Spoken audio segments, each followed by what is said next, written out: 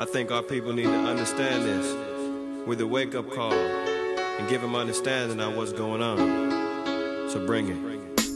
Early morning, rise up, open your eyes up, looking in the mirror, it gets no clearer. Cause we don't understand our own selves, drowning in sorrow with empty Hennessy bottles upon the shelf. Cause everybody wanna be a king, selling out their soul for this mean green cream thing. Paper chasing, but not facing the facts that as a nation, we all done got lax and letting the devil control us. And thinking like them damn Africans, they sold us. We in captivity because they hold us. Work is hard with heavy burdens on our shoulders.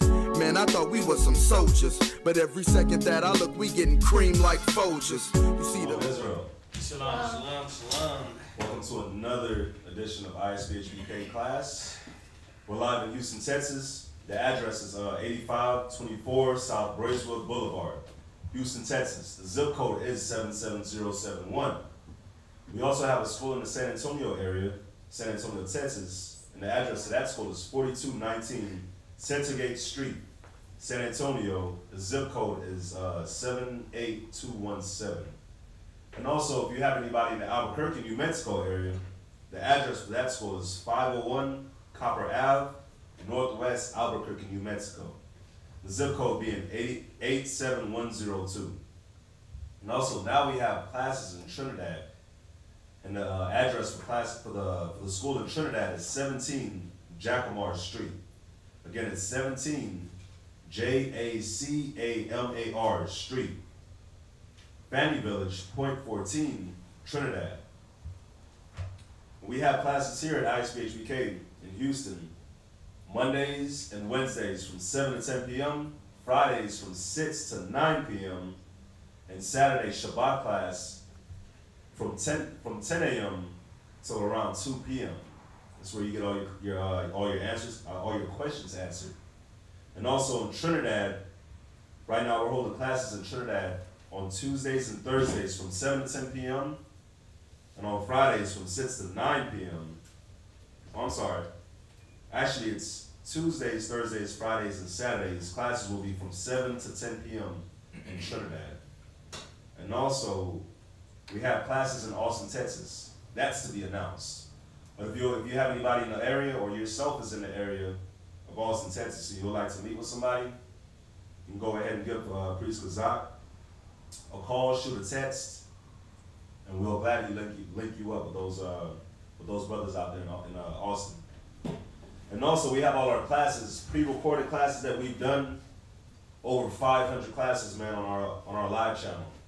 On ISBHBK, YouTube, you can go on there. We have plenty of classes, plenty of breakdowns, plenty of spiritual classics. I mean, yeah, they are classics, let me say that. Plenty of spiritual classic classes for the soul. And also we have our cable show, and it's going to be from every Saturday from 8:30 p.m. on Comcast. The local channel here in Houston will be channel 17. Or you can stream it live on hmstv.org. And we also have ISBHBK Kids, which is for classes, it's pre-recorded classes for kids under the age of 12. And like I always say, these kids, they're in school, they're not learning nothing beneficial for their soul, nothing beneficial for their spirit. In fact, the school is doing more harm than good. So if you have kids, they're under the age of 12, I highly recommend you let them watch those classes, man, on ISBHBK Kids. It's a lot of great classes. The sisters, they put their spirit into it. And the kids, I mean, they love it, they enjoy it. It's better to have them watch that than going on YouTube and watching some PewDiePie or watching some dude play Call of Duty and talking about it. That's all the kids are doing now. They're trying to be YouTube stars, so it's better to just have them watch our channel, some food for the spirit, so that they don't grow up to be a zombie. PewDiePie, what's that? This is guy on YouTube, man. I think he was like one of the first ones. I don't know. He was actually he was kind of homo too. Yeah. Yeah, I have my little sister used to watch that. It's terrible. Oh, really? Yeah, I had to get her off of it. What does he do? He's like this teenage Edomite dude, but he talks like a girl. And he's like doing like a whole bunch of weird things, and he acts like a girl. It's like he acts like SpongeBob. What is the show about? Oh, he just does like videos. He just does videos and show them and throw them up there. About what? Anything, like he's trying to be funny. Yeah, it's crazy. Man. I couldn't watch it. I couldn't do it. You know, it's like when somebody drags their fingernail across a chalkboard. Right. That's how it makes me feel. Yeah. PewDiePie, huh? And also we have our Blog Talk Radio with Mashaba, and that's from Monday through Friday, and it starts at 9:30 in the morning. Again, it starts from 9:30 in the morning. It's blogtalkradio.com/Mashaba, and it's from Monday through Friday. So when you look at all these classes, Monday through Friday, you have the Blog Talk Radio starting at 9:30 a.m. You catch that, you check that out. That's a great way to start your morning. And then in the afternoon at 7 o'clock after work at 7 o'clock, you know, if you're not in the area, you get to watch ISBHBK, whether in Houston or Trinidad. So you can be in the spirit, man. You get the breakfast in the morning, then you get the buffet at night. I'll say it like that. And to my left, we have Priest Kazakia. If you'd like to contact Kazakia, please text only during class, and the number is 281-707-2737. Again, the number is 281-707-2737. If you'd like to email us any questions or concerns, the email is isbhbk@gmail.com. And also, that's the same email for the Google Wallet. So if you'd like to send a donation, isbhbk@gmail.com. If you'd like to donate through Google Wallet, it's nice and easy. That's the email address. And also, we do custom garments. We have our Facebook page. It's Israel Wear. Again, the Facebook page for your custom garments is Israel Wear. Get you a nice headband made, armbands, girdles, tunics, shirts fringed out, pants fringed out. I mean, you can represent, man. You put your fringes on and look amazing.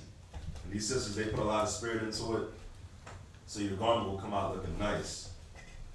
And also, we collect Passover garment money monthly.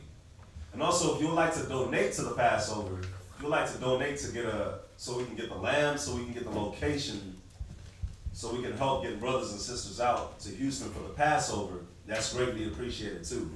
But we are collecting Passover garment money, and we do that every month. We do it monthly. That way we don't have to we can make one big bulk order and get all the material we need for the garments instead of buying it separately. And the sisters, they do Unity garments all year round, so ask about details. And any forms of contributions is greatly welcome and needed.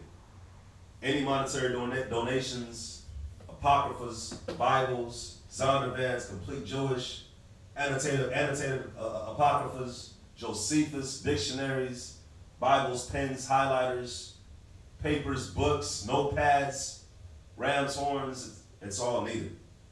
It's all needed. It all goes back to your people. It furthers the educational process, and it's especially needed in Trinidad as well. As you know, that school is just starting up. But yeah, and also we have the High Holy Day, Hanukkah, the Feast of Lights, coming up. It'll be from December 11th through December 18th, and we won't be having live classes during that time. Unfortunately, that's because we'll be feasting.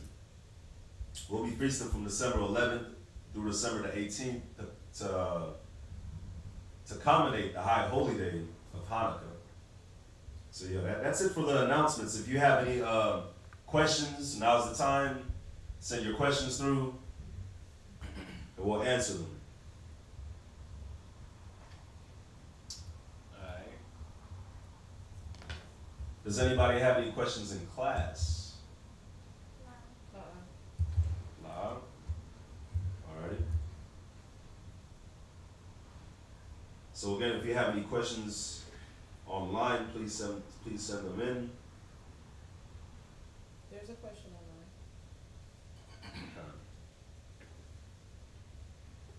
What's the question, sis? It's from Benyamin. Do you guys baptize by submerging in water? So the question is, do we baptize by submerging in water? How would you like to know about that? Got a good way to start it. Do we submerge? No, we don't baptize. Was that the question? Con. No, we don't. Is there another question? Law. And No. then, hello, can you expound on Deuteronomy 22 and 10?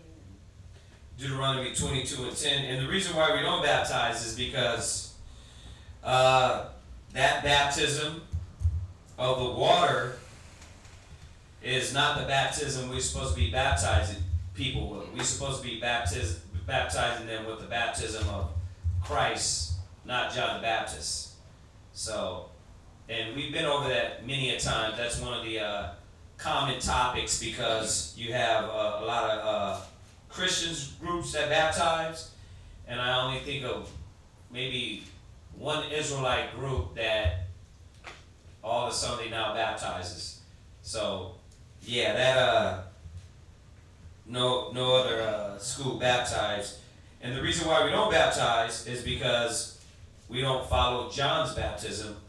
We follow Christ's baptism, okay, which is of the Holy Spirit.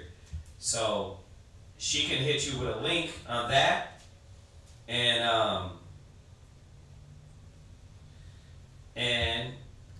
you can go ahead and check that out. Get all that info, all those scriptures on that topic pertaining to baptism.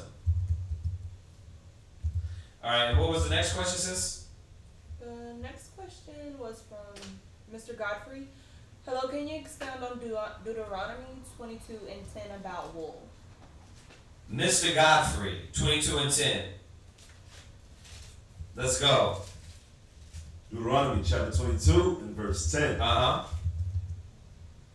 Thou shalt not plow with an ox and an ass together. Uh-huh. Verse 11. No, that was it. I think he meant verse 11. 11 or 10? He said, what was the question again? Can you expound on Deuteronomy 22 and 10 about wool? About what? He meant 11 then. Go ahead. Verse 11. Uh-huh. Thou shalt not wear a garment of diverse sorts, as of woolen and linen together. Well, that's part of the law, that you weren't supposed to wear two fabrics and mix these two fabrics, excuse me. Why? Because you got as of wool and linen. So you got wool, gets you hot and sweaty, and linen is not. So the Most High was showing us how, especially when we do this priest offering, and we did the priesthood, we weren't supposed to mix these fabrics because it would get the priest sweaty. Okay? And then it was a law. It was a law. All these laws also spiritually is showing us how that we weren't supposed to mix with the other nations. We weren't supposed to mix and mix the clean with the unclean. We weren't supposed to do that. So, yeah, the wool is what we... Excuse me. We weren't supposed to mix fabrics, all right? I mean, was there something deeper? There wasn't nothing really that deeper with that. It plain out tells you, don't mix wool and linen. You know, if there's something deeper you were looking for, you know, you can hit us up. Text me back. He did reply. What did he say? He said wool is cotton, right? And he asked, is this the law? Wool is cotton. He asked if wool is cotton. No, wool ain't cotton. How's wool cotton? Nah, wool is a different fabric than cotton. So yeah, no, that wool is let's, you know, maybe I'm wrong. Let's look up wool. I could be wrong here. We haven't been over this one in a minute.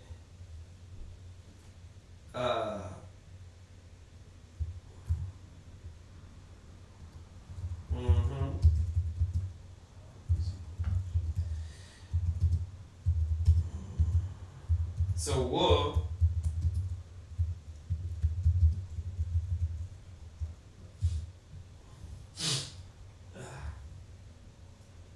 is a textile fiber obtained from sheep and other animals, including cashmere and mohair, and from goats, right?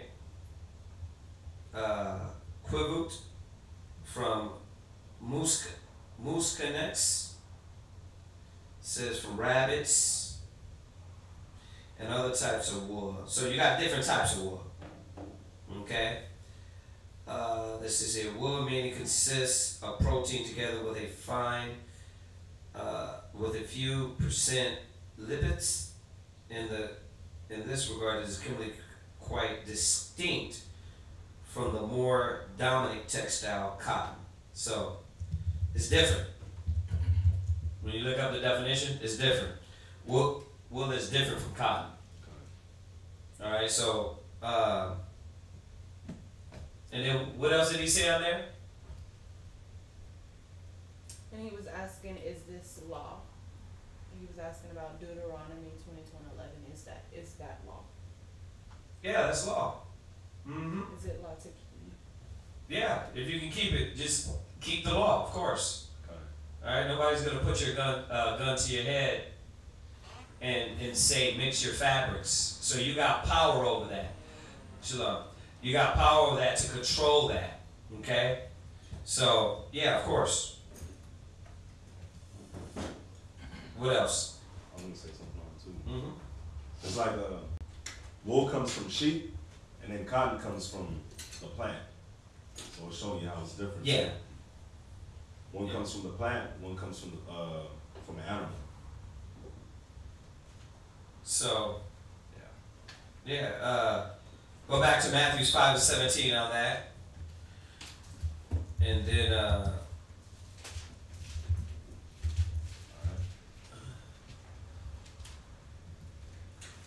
Matthew chapter 5 and verse 17. if you got it, I'll go ahead and read. Matthew chapter 5, verse 17. But you gotta read, you gotta remember, your voice gotta get through the internet, so you gotta read loud. Go ahead. Matthew chapter 5, verse 17. Go ahead. Think not that I have come to destroy the law, Right? or the prophets. Right. So the Most High said, think not that you come to destroy the law or the prophets. Christ is speaking here. Go ahead. I am not come to destroy, but to fulfill. There you go. So Christ didn't come to destroy the law or take away the law, but fulfill it. So, like there's certain things we got power over. So, yeah, you got power over that. Keep the law. You can do that. You can do that. So, remember, the scriptures say strive for perfection. So we're fighting to keep these laws. We're fighting to keep these commandments. We're fighting to keep these scriptures. I did a class over law, but that class was pertaining more so showing Israel that don't be hypocrites. Don't be breaking the law and then trying to act like you're keeping the law. So, and it's things like that, small things like this as we start keeping the law. You find out you was keeping one law good, but you was breaking another one. So as you're learning the laws, we're learning all these laws, we're getting better in them. And we're striving for perfection to keep them. Because in the kingdom, we're going to have it like it's supposed to be. The law is going to be in our inward part. We're going to be following the commandments without second guessing them. And there it is. All right? So Christ didn't come to destroy the law. We're supposed to keep it. All right, what else? And there's a question. And sis, we're going through questions from the people online and people in here. So if you got any questions, now's the time. And then we'll go in our class after questions, so we get that out of the way. Go ahead. The question is from Jay Swift. Mm-hmm. I am trying to explain to my mom that we actually did experience slavery due to regeneration. What scriptures can I use to explain that? We did experience slavery through regeneration. I don't understand why you got to go about it that way to show her we experienced slavery. first of all, we're experiencing slavery right now. So when you go to Deuteronomy, the 28th chapter, and I touched on this the other day, we are experiencing slavery right now. Go to Deuteronomy, the 28th chapter. So, just, let's go to,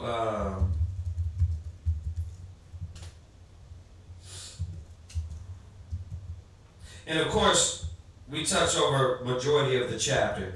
And for y'all that don't know, and for the new sister that came in, Deuteronomy, the 28th chapter is the contract that we made with the Most High and we broke. Okay? We broke the contract, we disobeyed the commandments, and then the Most High punished us. So, but I'm not going to go over the whole thing right now. I'm just looking for this verse.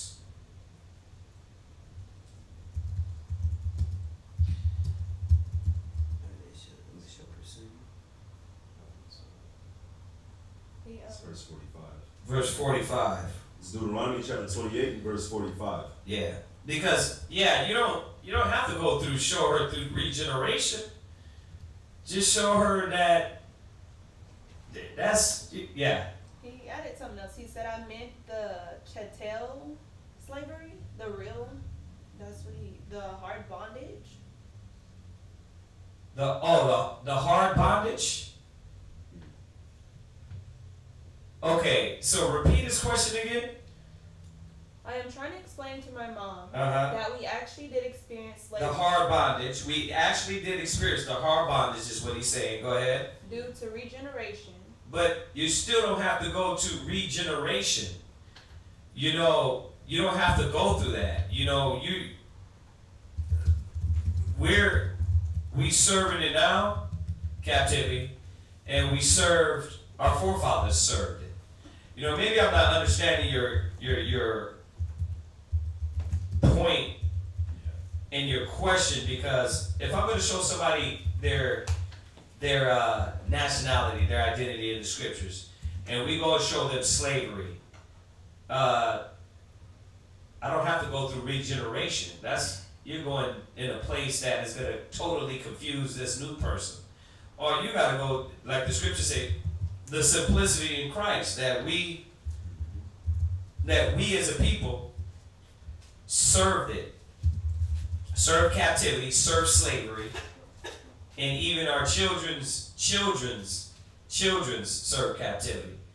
So go read that real quick. Deuteronomy 28 verse 45. Deuteronomy chapter 28 verse 45.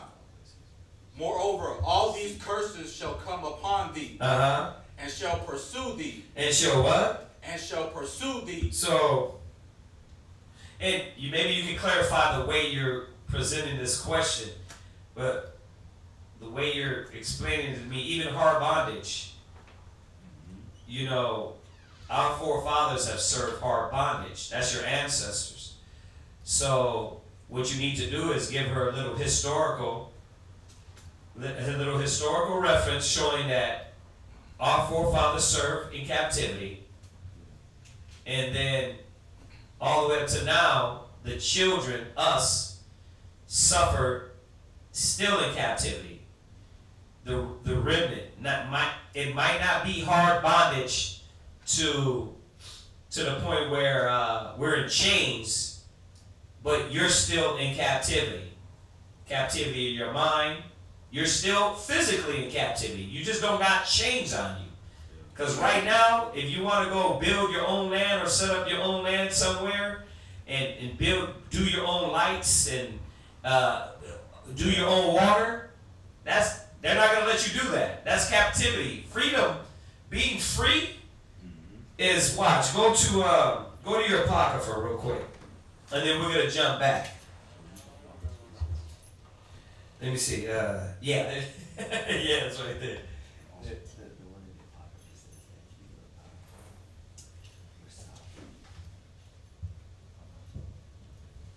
Could you, do that? I'm with you. I'm with you. All right. Let me see if I can find this real quick. Then we're going to jump back to Deuteronomy. So when you talk about, and maybe the thing is that you get a hold of these people and they're asking you, well, we're not in captivity. We're not serving in slavery. You're free. Well, you got to bring it back and show them that they're not free. What is freedom?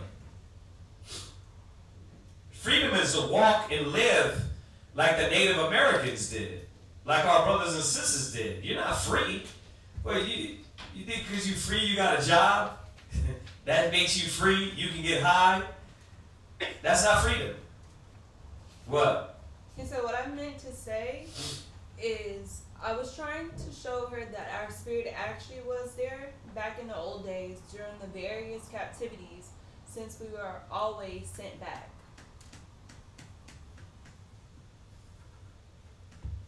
Okay. Once again, you're going into something deep with somebody that don't need that. There's an easier way without going into all the spiritual understanding. And I guess we're switching this question right now because he's been a little more clarified in it. But I wouldn't do that. I wouldn't go and show somebody their spirit was back there. I will go and show them the basics, because they're not going to comprehend that depthness of what the Bible's talking about until you give them the basics, right? So go to Isaiah 28:9.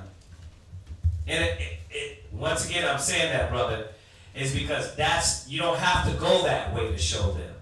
You don't have to show them that way. You know, there's many other ways you can show them without going into the spiritual aspect of us being spiritually there. A lot of people don't comprehend that. Yeah. A lot of people ain't going to comprehend that. Now, I'm going to still go over it, but I'm just saying that, you know, there's many ways I can go that whatsoever thing was written aforetime was written for our learning. You can go that way and show them. Right? Then you can also bring them up to modern and show them that still Deuteronomy, the 28th chapter, applies to you at this point in time. You can show them that way. So without going into, listen, your soul was back then, your spirit was back then, and it came back. You're going over too much for a new person. You know, for a person that is not going to comprehend.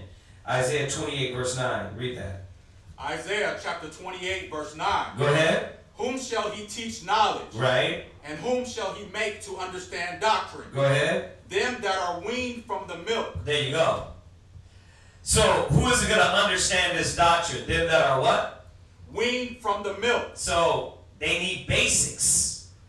So, I wouldn't go that way. You shouldn't go that way. You should take them over some more basics like the Bible said. So, how would I do it? I would show them that, go to Romans, I just quoted it. What was it? Romans 13 and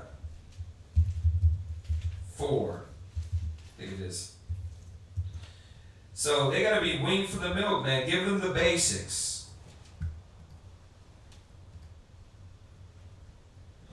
And then when they can comprehend more of the Bible, then you can start approaching the topic from that way.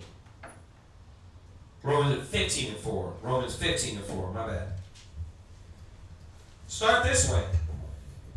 You know, when they say, you know, if they're saying, oh, you know, well, I wasn't back there, show them like this. Read that. Romans chapter 15, verse 4.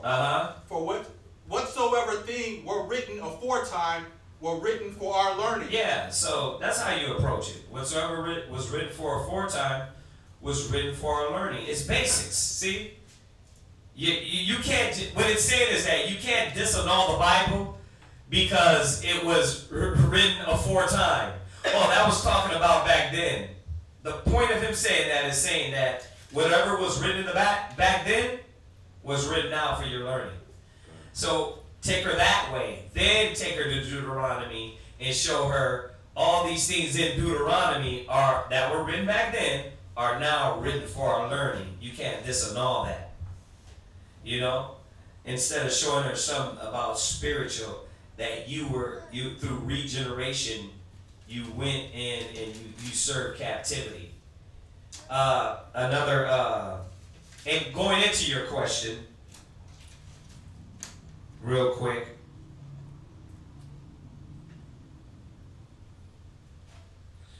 Let's see here.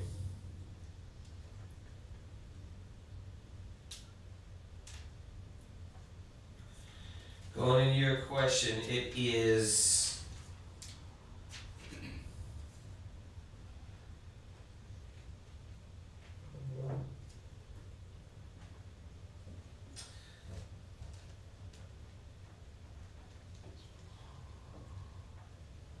is it? That's yeah, I think it is in Exodus. Did you just say that, or you read in my mind? Oh, I said it? Yeah. It's Exodus 34 and 7. Yeah, there you go. Yeah. So go to Exodus 34, verse 7.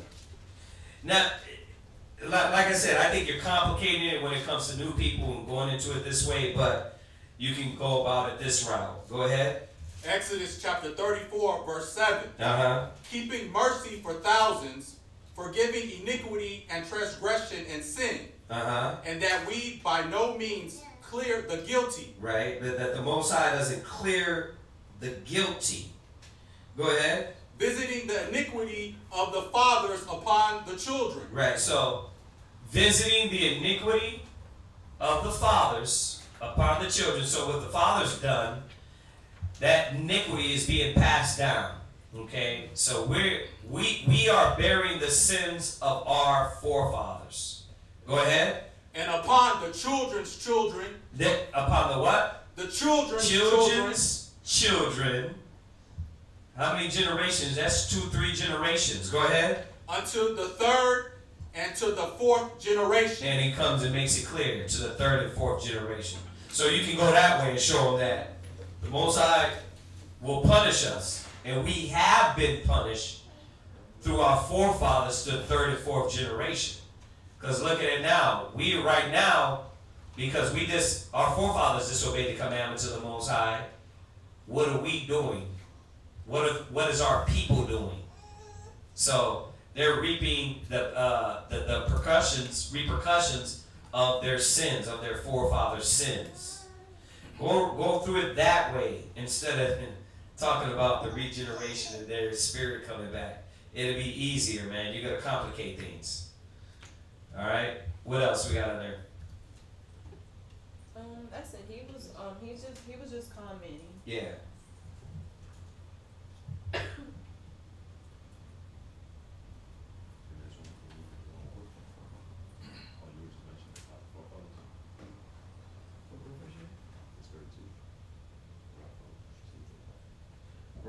Right. Yeah, I mean, go there. Mm-hmm. It's 2nd Ezra chapter 9, verse 32. Yeah.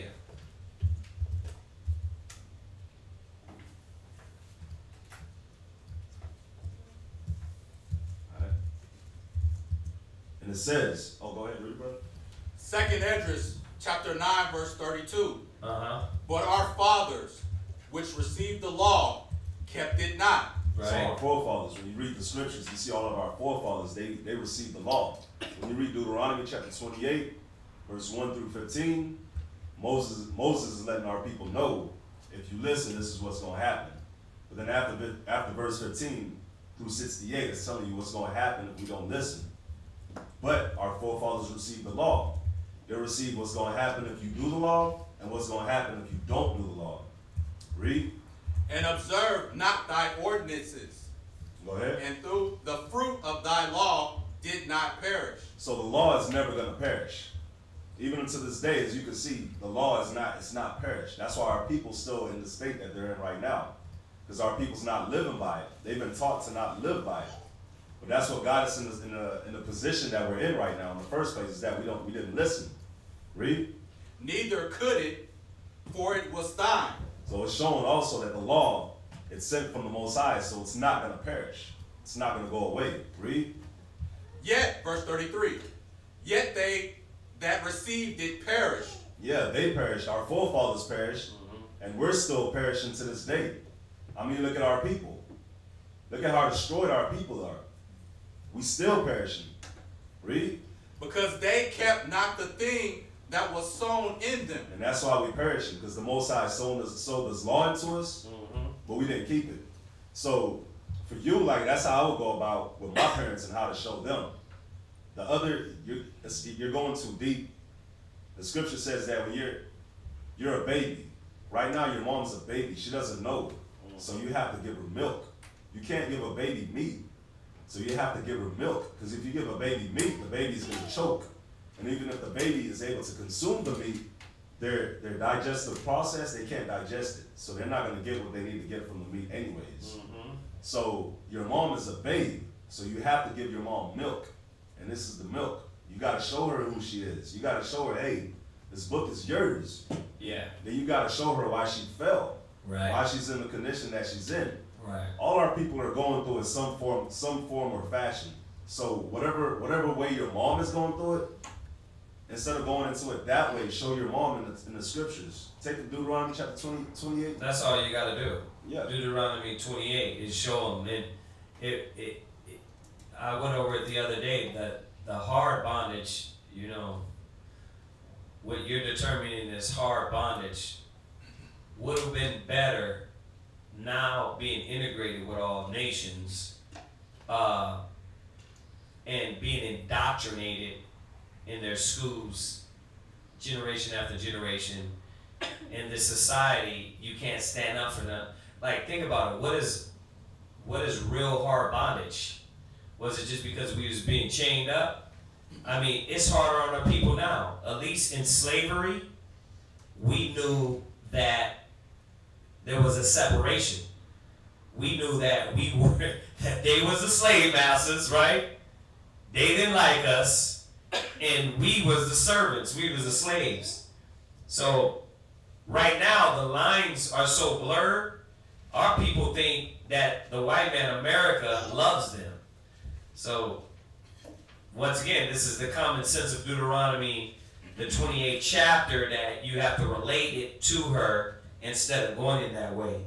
And the reason why we're saying this is reminding you of the scripture. Go to 1 Peter 2:2. You know, certain people, man, like, why do you think, like, majority of the classes what we go over is about spiritual, and we try to keep it as basic and communicate on those levels? Because you go into all those, the deeper breakdowns, that's got to be for people that really understand.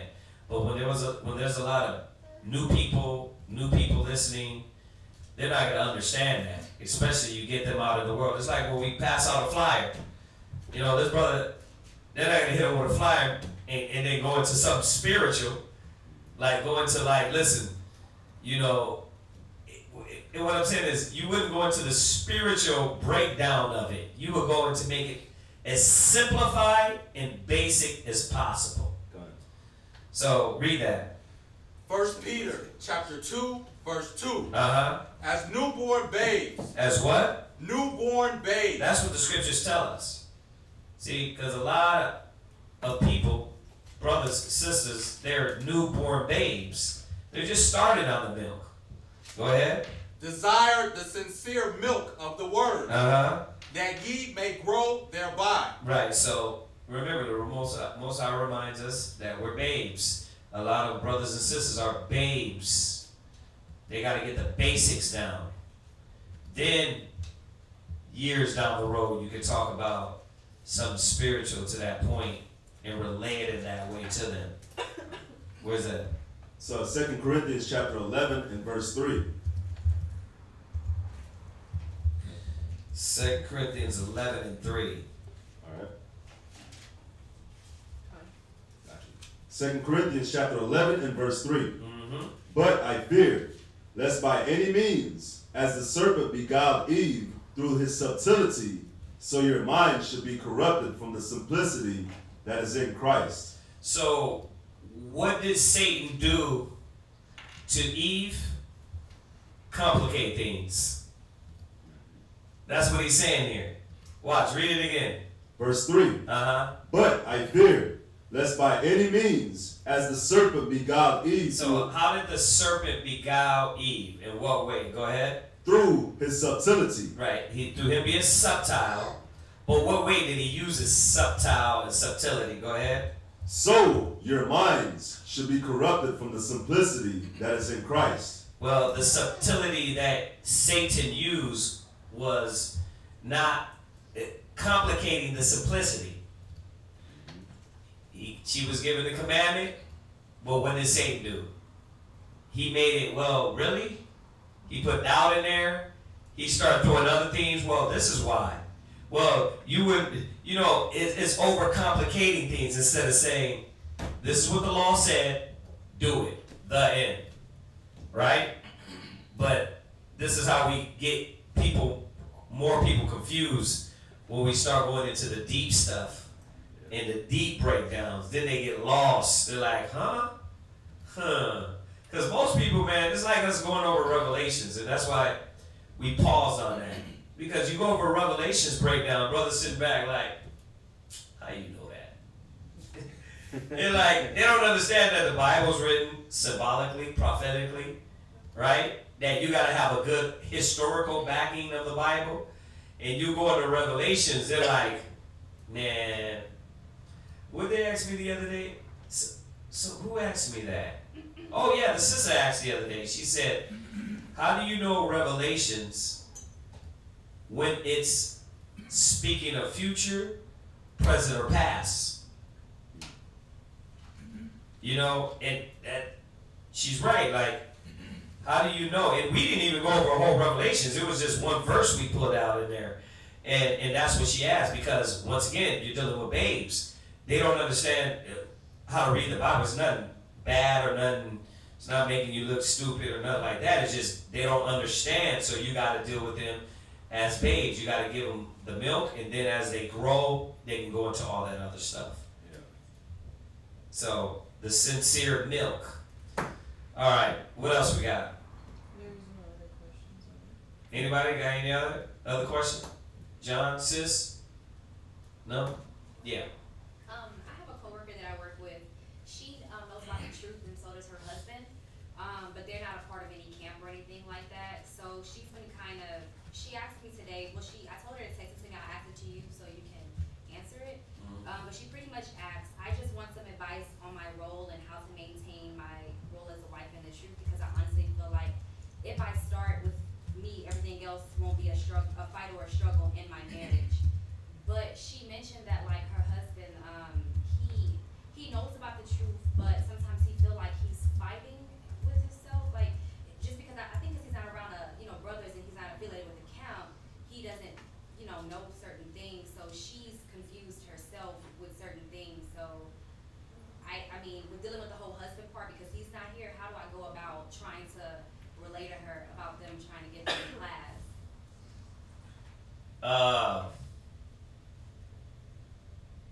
As easy as possible, not overcomplicating. You could have to just say, y'all should just come to class. Right.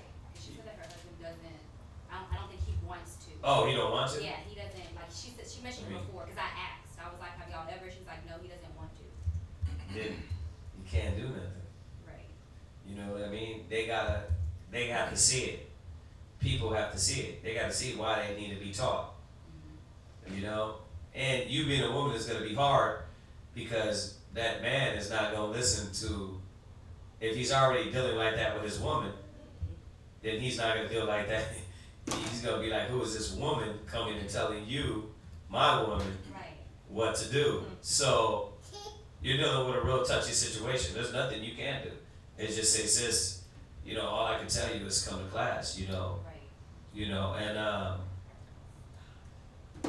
go through the basic, be like, look, the scriptures say, gather yourselves together, forsaking not the assemblies of yourself. Yeah. I mean, people can say they're in the truth all they want. Right. when you look at a Bible verse and they be like, yeah, I'm not going to do that, that you're not in the truth. Right. You know what I mean? The truth means that you're acknowledging the scriptures and saying, yeah, that's what I need. You know what I mean? That's the part I'm missing. Fortunately and unfortunately, you can't force somebody. So you gotta just let it be. And that's one thing she said. Like she feel like he's forcing it down, like her. Like she feels like she's being forced to pretty much learn this. And I was like, yes, sis, y'all, I gotta come to class. I mean, you can't feel that. You can't feel that way about People sitting here feel like they're forced. You know what I mean? Because they don't understand. You know, and the only thing you can do is show them through the scriptures. You know, like I was telling Abiyar the other day. He was like, I feel like I'm being forced. I'm like, bro, we're not here to force anybody. We give you the wisdom, and you either do it or not. Right. You know what I mean? So, and the thing is that we don't want you to be forced, because you being forced is not sincere. You know what I mean? Now, if you're motivated off the fear of the Most High in the scriptures, that's what He wants. Right. But if you don't understand what you're doing, then you got to get understanding. Now, in your situation, what you're asking about with them, it's really a hard situation because you're not the husband. Right. And the husband has to know that he can't force her. Just like we have to know we can't force none of y'all. You know what I mean? We can tell y'all. You know what I mean? The ones that get a little pressure is these brothers that really are saying, no, I know what I'm doing and I know what I'm committing myself to. That's why he said he didn't know it much. You know what I mean? He should be beaten for many stripes. Why? Because when they sit up here, when we sit up here, it's saying that we know the greater sacrifice. If you're a member, no, we don't force you. You know what I mean? All we do is suggest, tell you, give you the wisdom. Because you're still dealing off the Most High dealing with you. You know what I mean? That's why you got the truth, right? He gave them the truth, you get the basics, right? Now it's up to you when you get the truth for you to come and follow it. It can't be forced. Yeah, I'm sick and tired of it. You know what I mean? You got people, you see how I'm saying? It can't be forced? You still got brothers and sisters here like it's being forced. You know why they feel like that? Why do brothers and sisters feel like they feel being forced? What? I think some feel like they're being forced because they know that this is what they're supposed to be doing, and they'd rather not go out into the world. Well, a lot of people feel like they're being forced because they, like, if you say something, right, and I got a scripture for it to show you otherwise, your conscience starts to mess with you. Like I was talking to him about this earlier. People's conscience condemn them, and now that I'm delivering the message, it's almost like, well, you're forcing me. Nah, force, I can't force you. I'm here to work your conscience. You see that? I'm here to show you according to the Spirit. Now, it's your job for you to look at the Bible and say, that's what him said. That's what the Bible said. It's your job to do that. You see that? That's what's supposed to work on your conscience, is the Bible and the Word. To be able to say, all right, well, it does say that. And if you doubt still, to say, well, yeah, I see what you're saying, but, you see that? Like that brother came in here and he asked about the law. This is why. And we took him not to one scripture and said, okay, that in. We took him through the Bible. Here, Old Testament, New Testament, Old Testament. New to show him that, look, this is common across the board of the Bible. So this is supposed to formulate your mind that way. And a lot of times, in instances, it's brothers and sisters that they know and they don't want to hear what you're going to say. That's why they feel forced. You see that? But Is anybody tied up with a gun? You know what I mean? To be forced? No, nobody's forced that way. But you feel like sometimes you're forced in conscience-wise. That's the spirit. It's supposed to check your conscience and your mind for you to say, man, I didn't know it said that in there. Remember? Remember when you first came in, right? When you first got the truth and you first learned about pork, right? There was nobody around. It was like, it wasn't no brother there making it, you didn't try to make it personal. All you heard was, I shouldn't eat pork, right? Then you said what? Where's that at? You said that in your mind, like, where's that at in the Bible? Then we took you to it. We took you to the verse. But what's working on your mind now? The conscience, the spirit is working on your mind to say, psst, right? Damn, it does say that. Some come and say what? Damn, I ain't never read that. That's true. Some come back and be like, well, my pastor said that it's okay to eat anything. Then we what? We go to the scriptures to see if that makes sense according to the Bible. What is working on you now? The conscience of the scriptures. So, I'm forcing you what way? Through the Bible. But I'm not tying you up. I'm just going through the Bible and working your conscience. So a lot of times, a lot of brothers, they don't want to hear that. A lot of sisters don't want to hear that. So they feel what? You feel forced, like, you're forcing me. No, I'm not forcing you. Free will, baby. This is America. Yep. Right? But go to Ephesians 4:1. I mean, just on that point, because in essence, you're not going to be able to help that situation out. Because this woman doesn't even get through to her husband. And yeah, you told her basic scriptures, and how did those help? She listened, thought she didn't take it. Yeah, she listened, but she's going to go try to bring that back to her husband. And that's going to create what? Is it going to create more commotion, more chaos? You see what I'm saying? So it's hard when you deal with that. We'll read that, Ephesians 4:1. Back to the force thing.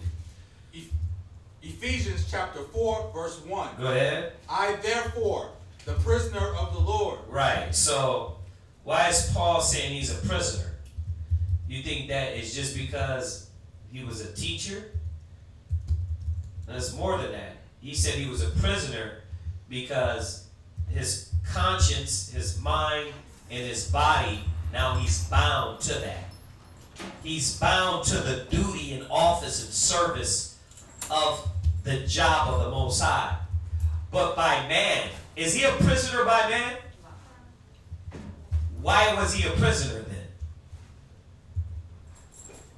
Because when you were given Leviticus the 11th chapter, and it said don't eat pork, what bound you then? Your conscience. Your conscience through the Holy Spirit. Like it says in Ephesians, you were sealed. Now, that's why a lot of people say, I feel like I'm being pressured. You are, but not from us. I'm going to pressure you from the Holy Spirit. And let the Spirit judge. You see what I'm saying? Now him, he's going to feel a lot more pressure because his position. So I might be like, my approach is totally different. My approach with new people is more like, hey, listen, yeah, you know, the scriptures say, this is what the Bible says, right? With him, I'll be like, bro, you know that's off, huh? What the hell's your problem? Why? Because he's in another, he's saying, I know better. So I'll talk to him different than I'll talk to you because you're a babe. You see that? But, so you have, in this position, if you ever hear a brother say, I'm being forced, then he doesn't need his position. You need to be back trooper. You see what I'm saying? Because I'm not forced with anything. Ever since I came to the truth, it was always my choice. It's always your choice. Unless you're getting tied up, chain beat, you got a choice. Right? But what binds us? The Spirit of the Most High. seals us, binds us, locks us down. You know what I mean? Watch, check this out. So read that one more time. Ephesians chapter 4, verse 1. I, therefore, the prisoner of the Lord, beseech you that ye walk worthy of the vocation wherewith ye are called. Right, so she's showing you that Paul wasn't no prisoner, no man, but he was a prisoner bound in the Holy Spirit. See? So these are the things that we got to really understand. A lot of people, and this isn't the topic. I'm talking about this because you get a lot of brothers and sisters that are sick in the damn head. And they come in with that mind. Let me get your seat. Go ahead, Walter.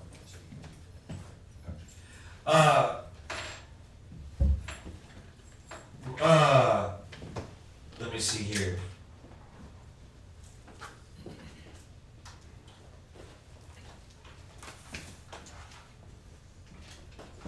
Let me find this one, and then we'll move on. I wanted to talk about this because where is it? Where is that scripture? Did you find it? Let me see here.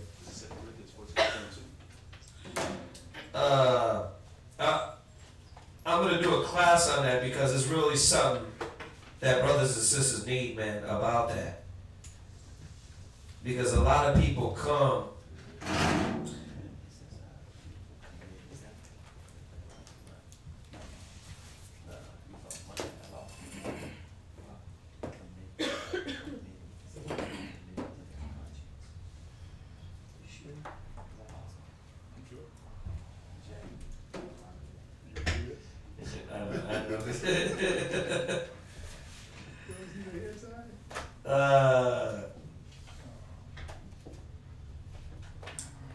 And then we're going to tonight's class if nobody has any questions. Man, I want to find that one.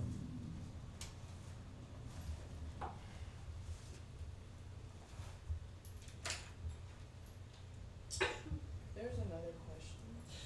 Alright, we go to another question. Let me just get this real quick. Is it? Ah, okay. You were right. 2 Corinthians? Yeah, 2 Corinthians 4 and 2. Right, 2 Corinthians 4 and 2. This is 2 Corinthians chapter 4, verse 2. Give me a comment. Yeah. I got it?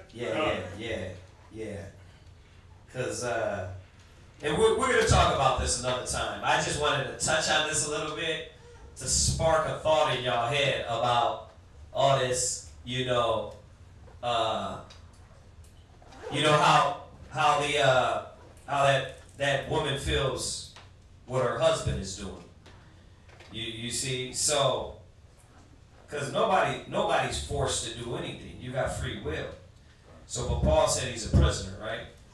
But he made himself a prisoner psychologically. He made himself bound mentally. Right? So read that. 2 Corinthians 4 and 4. Read that. Verse 4 and 2. I'm sorry. You want to start at 1? Yeah. Verse 1. 2 Corinthians chapter 4, verse 1.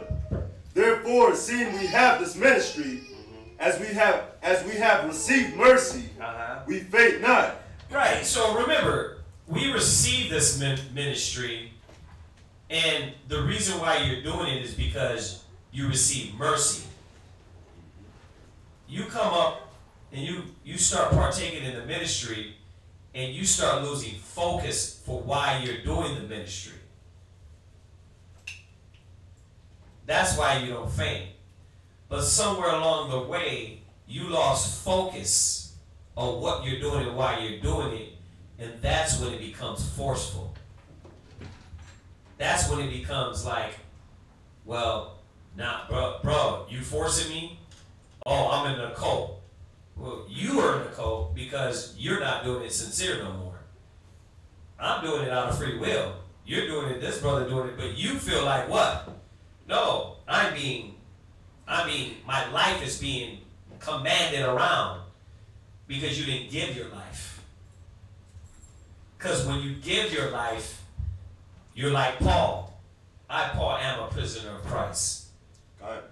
See, a lot of brothers and sisters come in, and they don't put themselves in that mode. They're thinking, church, I come to get the Bible, I'm going to go back out there and do what I do.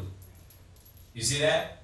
So, just talking about this force thing. Go ahead. Verse 2. But have renounced the hidden things of dishonesty. Right, because that's what you're here for. You're here to renounce the hidden things of dishonesty, that negative in you, right? Go ahead. Not walking in craftiness. Right, go ahead. Nor handling the word of God deceitfully. Right, that's what we're all doing this, teacher and student. Because it comes to the point where a lot of brothers and sisters in class are handling the word of God deceitfully. They want to tell everybody, but they don't want to tell themselves. That's hypocritical. You're hypocritical if you're doing that. Like you want to correct everybody, but when you're corrected now, it's I'm being forced. Man, shut up. Shut up with that. Stupid. See? Go ahead. But by manifestation of the truth. Right. See, remember that? Remember when you were told, thou shalt not eat pork? Guess what? You didn't eat pork. You didn't say, well, I feel like I'm being forced not to eat pork. You did. You are forced not to eat pork, but through who? The Most High. Nobody. You walk in and somebody put a gun in your head and said, listen, nigga, we finna go to Leviticus 11. And from here on out, if I see you with a pork in your hand, it's over for your ass. Did anybody do that? So why are you talking about your force? Because you stop giving yourself, and now you just hear. See, but when you come, like Paul said, you're a minister, you start doing it from the heart. It's sincere. So that's like me saying I'm forced to do this. I've been doing this since I was 16. I know what I'm doing. You understand? I know why I'm giving my spirit. A lot of people don't know yet. They don't know why they're doing what they're doing. Go ahead. But by manifestation of the truth, right, commending ourselves to every man's conscience. Listen to what he just said there. By manifestation of the truth, we are commending, meaning I am giving myself over to what? Every man's conscience. So how much more has Paul made himself a prisoner? Because you know why you feel like you're in a cult and you feel like you're a force? Because now you're commending yourself. You have to move based off this other man. It's not like the world anymore. You understand? Like you have to now wear a dress based off the Bible, but based off that other sister too. Why? Because she's going to be looking at you, your example, right? So you're no longer moving for yourself. Like Paul said, you become a prisoner. But I just brought that up because it was something I was thinking out, and it came up in a question. You know what I mean? But that's why people feel forced a lot of times. And not that you were saying it was here, it was just that you got this whole different thing at work or whatever was going on. She's being forced by her husband. She's not forced. You know what I mean? She's a grown-ass woman. Unless she's tied up in the basement and making sippy cups. She's making it to work. She's breathing. She's talking. She's not forced. The thing is her conscience feels like she's forced. You know what I mean? But it goes right into the topic. Yeah. Because a lot of that being people feel like they're forced because they don't want to think about what they have to.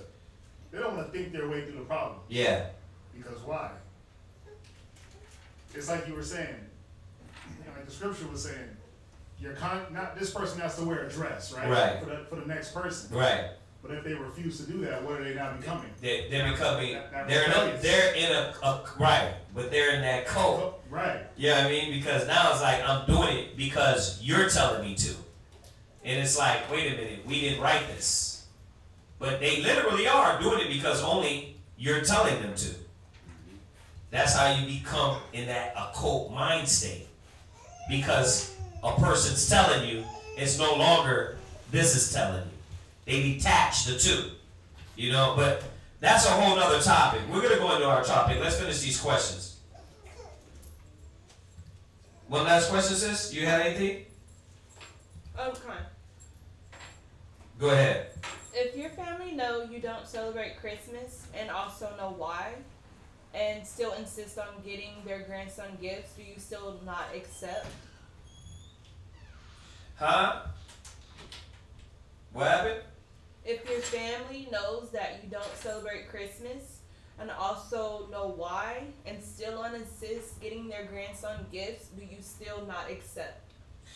I keep saying it all the time. When you got to make a point to your family, make that point. You know, I told you, when my kids were babies, they didn't go over grandma's house. You're not going to be feeding them pork on the low. You know what I mean? When your kids are small, take control of that. Don't let them go with family members, man, that want to feed them pork. They over there celebrating Christmas because the kids are going to grow up thinking, well, grandma celebrates Christmas. Grandma eats pork. Grandma, because my kids do that with candy. Like, we don't eat candy. They still got bad teeth because they don't brush it, but they you know, they do that with candy, like knowing when grandma come around, she gonna what? Slip me some sweets. But imagine when that is turned up on, if I didn't get, me and my rib didn't get grandma in order to know that grandma, listen,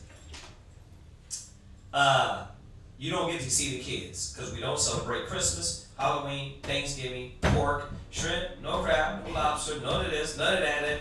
Right? You go through that list and she can't respect it. Well, it's my grandbaby. I'm gonna go ahead and feed him anything. Okay, okay, mom. All right, dad. See you when he's 16. That's how you gotta do. You gotta gain control, because if not, it's a battle. Right? Remember, can two walk together, at least they be agreed. It's like getting in a relationship with somebody that still believes about that. It's going to be a battle. You talking about a Hebrew Israelite, but, you know, the brother, like the brother said, he's going, and I'm not going to say his name, but the examples, I got to use them, I'm sorry. But, you know, he's like, man, he's like, yeah, I want to name my kids Hebrew names. And she's like, nuh-uh.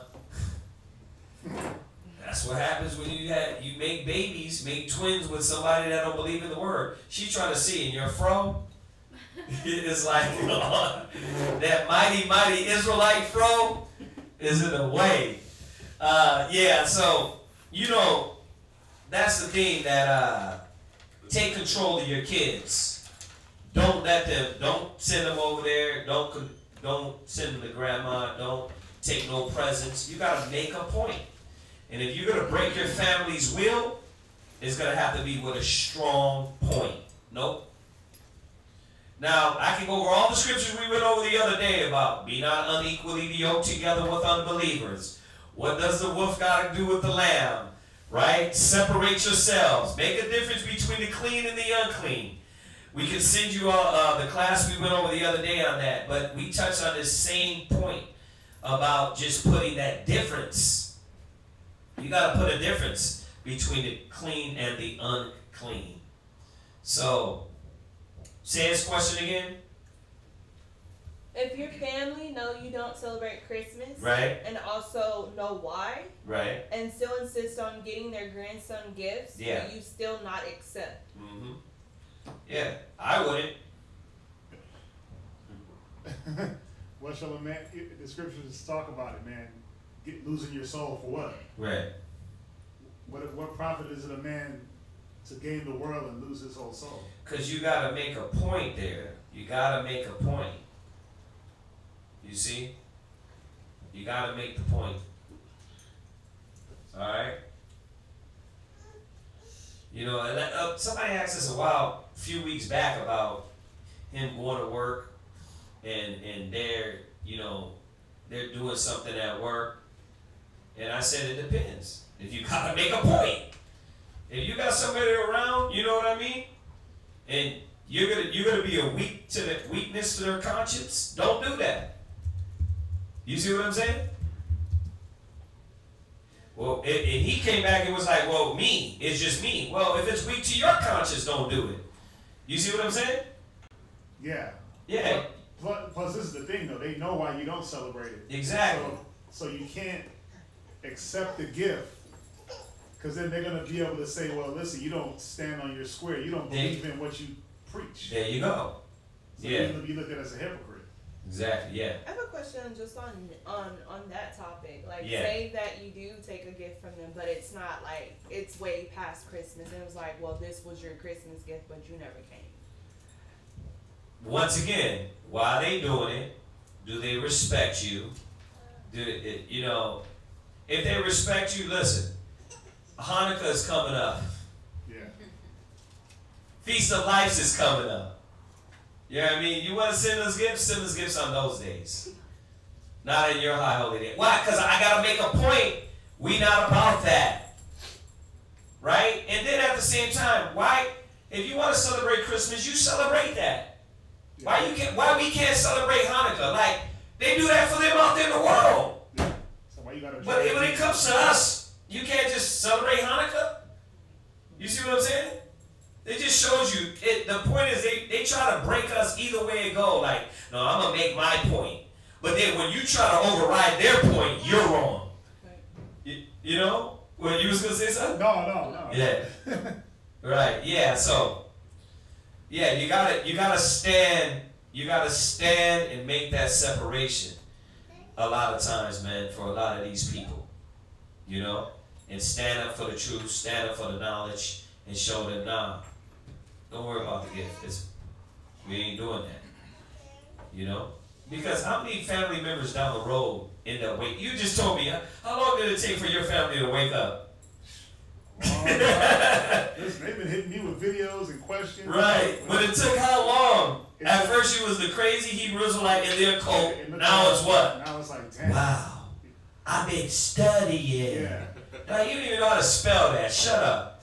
Like, I've been researching. Like, wow, I've been telling you this for how long? Yeah. You know? Yeah, it's real. It's real. So you gotta, but even in that, if I was to accept the gifts and partake in all the holidays, coming back, they'd say, well, you didn't believe in what you was telling me. Yeah. You know, so, I mean, you definitely gotta be careful with that. Yeah. Yeah, that was my point of that. Yeah. How long did it take? And they turn around. And when they see you serious, they're like, damn, this guy. Because I always say this, and you hear me say this a lot. What is it with the black man that the black woman doesn't respect? What? Consistency. She see him jumping from what? Oh, yeah, you was a Black Panther today. You was a Muslim the other day.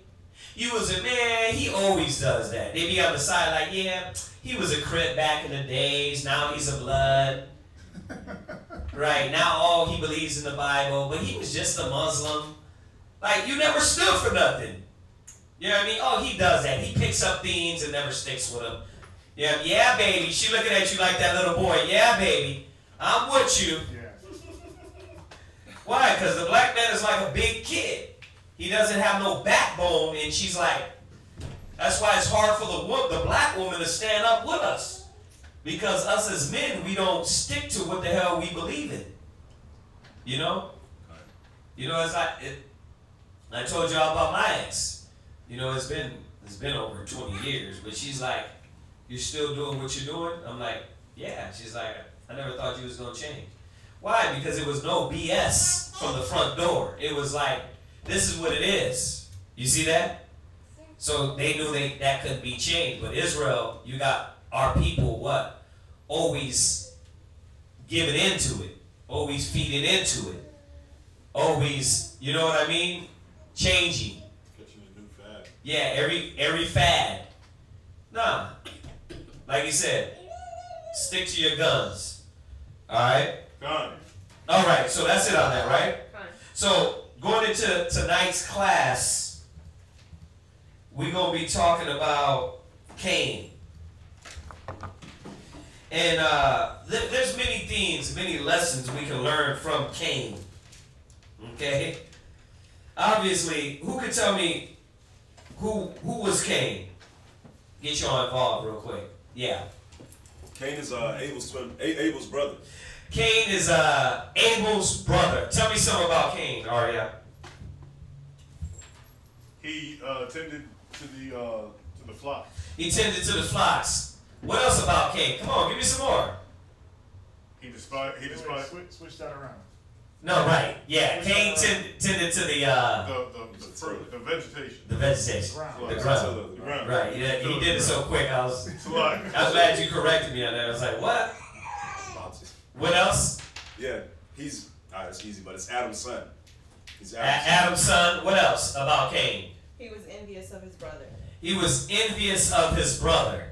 What else? With him being Adam's son, he was taught certain things, and he didn't hold to it. Too much? This dude's trying to go into my class. Nah, that's on point. Exactly. We're gonna get there though. Go ahead. You were gonna say the same thing. Yeah, but in so he despised.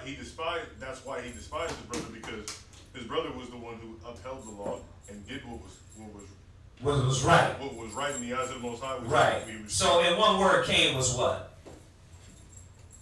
What? Wicked. Cain was wicked. All right. So what we're going to talk about Cain is this wicked spirit and what attribute of him got him in this condition. So go to Genesis 4:3. Genesis chapter 4 verse 3. Yeah, we took a lot of time on the question, so we're going to try to get a little bit of this out. Go ahead. Give me a comment when you got it.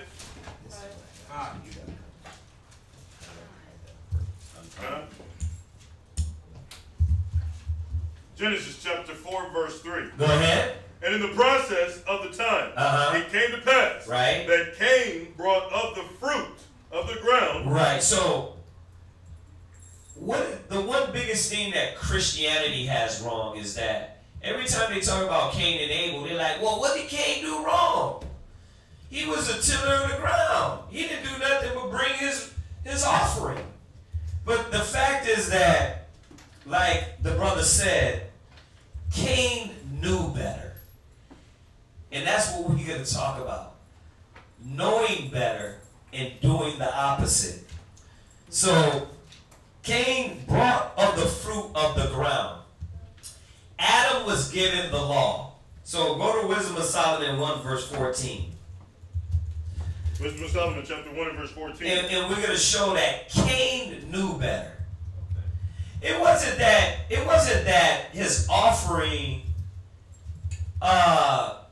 it wasn't that, oh, he was a tiller of the ground and that should have been accepted. The whole thing is this, that Adam was given the law. So Adam and Eve taught their sons the law. And now you're saying, well, Kazaki, there was no Moses. What are you talking about, law? Well, they were given a verbal law. So read that. Wisdom of Solomon. Go ahead. Wisdom of Solomon, chapter 1 and verse 14. Go ahead. For he created all things, that they might have their beginning, their being. Right. So he created all things that they might have their being. Go ahead.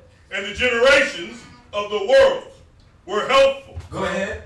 And there is no poison of destruction in them. Yeah, there was no poison of destruction till who? Who? Till Cain. So this wicked spirit, the spirit of Satan, latched on to Cain. You understand? Okay? And it can latch on to anybody. Remember, what did, hold that, go to John 8:44. I'm just throwing this one in there. Throwing this one there. Read that, John 8:44. John chapter 8 and verse 44. All right, let the other brothers get into too. John, read that. John 8, chapter 8, verse 44. Go ahead, but you see his tone? You got to come with that force, John chapter 8, verse 44. Go ahead. Ye are of your father the devil. Now, who was Christ talking to? Let's see if y'all know y'all Bible. Who was he talking to? He's talking to the Pharisees and the Sadducees. Which were who? Israelites. Which were Israelites. So people that knew the law. No, people that had the Spirit of the Most High was in us. Mm-hmm. But why was Christ calling them of the Father the devil? Why? Because it's in you, but you go contrary. You don't do it. Now you're talking. Not him smart. You're contrary to the Spirit of the Most High. So Cain, we're going to find out, was that devil. The Pharisees and the Sadducees were of the devil because they were going contrary to what they knew to be right. Read. And the lust of your father ye will do. Go ahead. He was a murderer from the beginning. Wait a minute. So now he's saying, you Israelites, you Pharisees, Sadducees, you're like your father Cain. Well, we don't come from Cain. But he's saying you got the same spirit on you. You got that same spirit. Now, Cain was a murderer. We're not going over that. We're not going over that he was a murderer. We're not going over that wicked attribute. We're going over another attribute. Stubborn and rebelliousness. Because that came from Cain. Stubborn and rebellious, that stubborn and rebellious spirit came from Cain. How do we know? Go jump back to Wisdom of Solomon. Wisdom of Solomon, chapter 1 and verse 14. Go where you left off at. God, last precept. Go ahead. Nor the kingdom of death. Right. Upon the earth. Right. So there was none of this on the earth till Cain, because he was the first murderer. Okay? He was the first one that moved on that spirit of rebelliousness, stubbornness, which led him to what? Murder. That spirit of rebelliousness leads you to doing more wicked things. And this is the problem with a lot of Israelites. You play around with that spirit and you don't understand why you get more wicked. But we're going to touch on it, man. Go ahead. Read. Verse 15. For righteousness is immortal.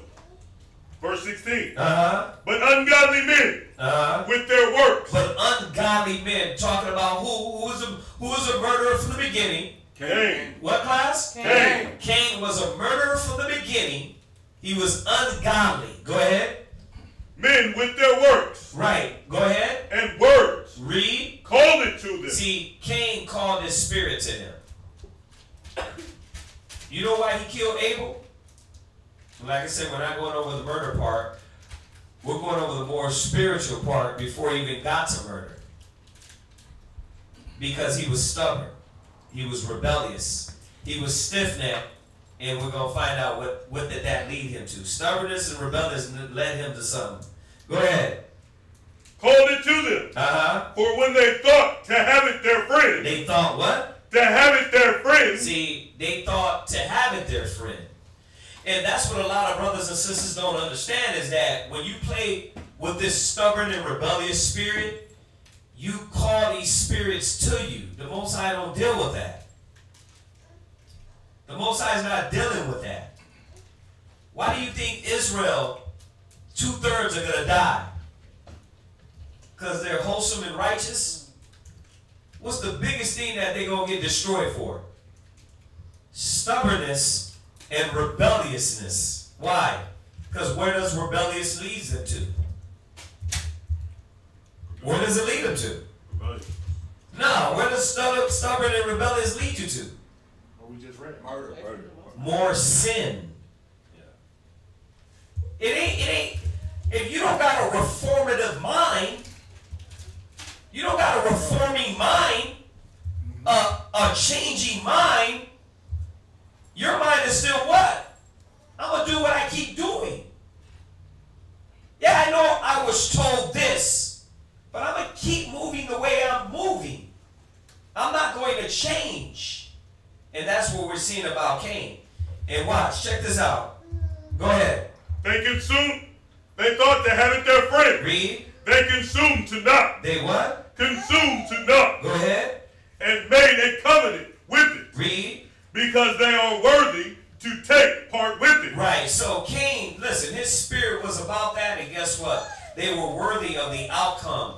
Cain being cursed, a mark being set upon him, and he's the beginning.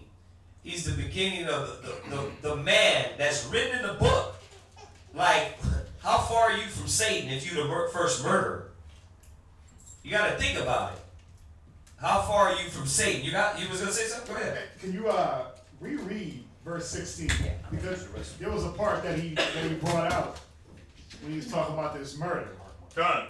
Verse 16. Read that. But ungodly men. See, this rebellious man, he's ungodly. He's ungodly. Read on. But ungodly men with their works. See, this is how a man kills. If we're talking about Cain, we know it's not physical, right? We know this is not dealing with physical. But an ungodly man with his what? With their works. Read. And their words. So your works and your words is what kills the brother next to you. It's your work and your word. If your meat offends. See, we got to understand that's why Christ hit the Sadducees and Pharisees the way he hit them. When he called them the devil. He said, you are like your father the devil, right? Yeah. Why? Because of their works, the things that they were putting out there, it was killing other people. Yeah. It was causing men to stumble.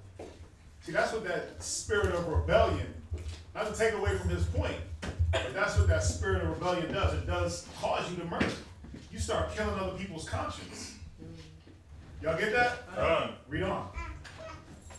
Called it to them. Go ahead. And now through your works, what are you doing? You're calling your own destruction to you. You're calling your own death to you. Go ahead. For when they thought to have it their friend, they consumed to naught. So, yeah, see, when you thought it was a friendship thing, when you thought it was all good, it was all rosy, I'm doing the right thing, I'm gonna do what I want to do on the low. Yeah. You did what? Read on. Or read that again. It said they what? For when they thought to have it their friend, go ahead. They consumed to naught. Yeah, you start wasting away. You start wasting away spiritually. No, it's in a couple of. Yeah, that's what they're back. Yeah. Go ahead. And made a covenant with it. Go ahead. Because they are worthy to take part with it. Yeah, so we got to understand, man, that through your works and your words, through the things that you do, by going against the grain, you are causing your brother to stumble or the ones around you.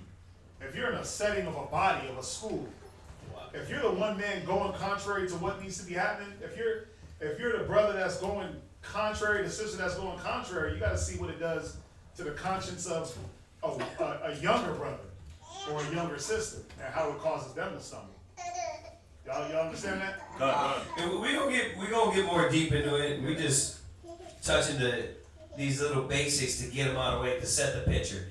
Cain knew what he was supposed to be doing. Go to 2 Ezra 3 verse 4. 2 Ezra chapter 3 verse 4.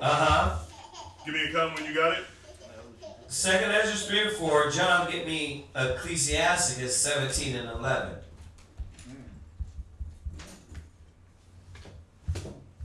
Just to get these two out of the way. 3, 4 to down to verse 7.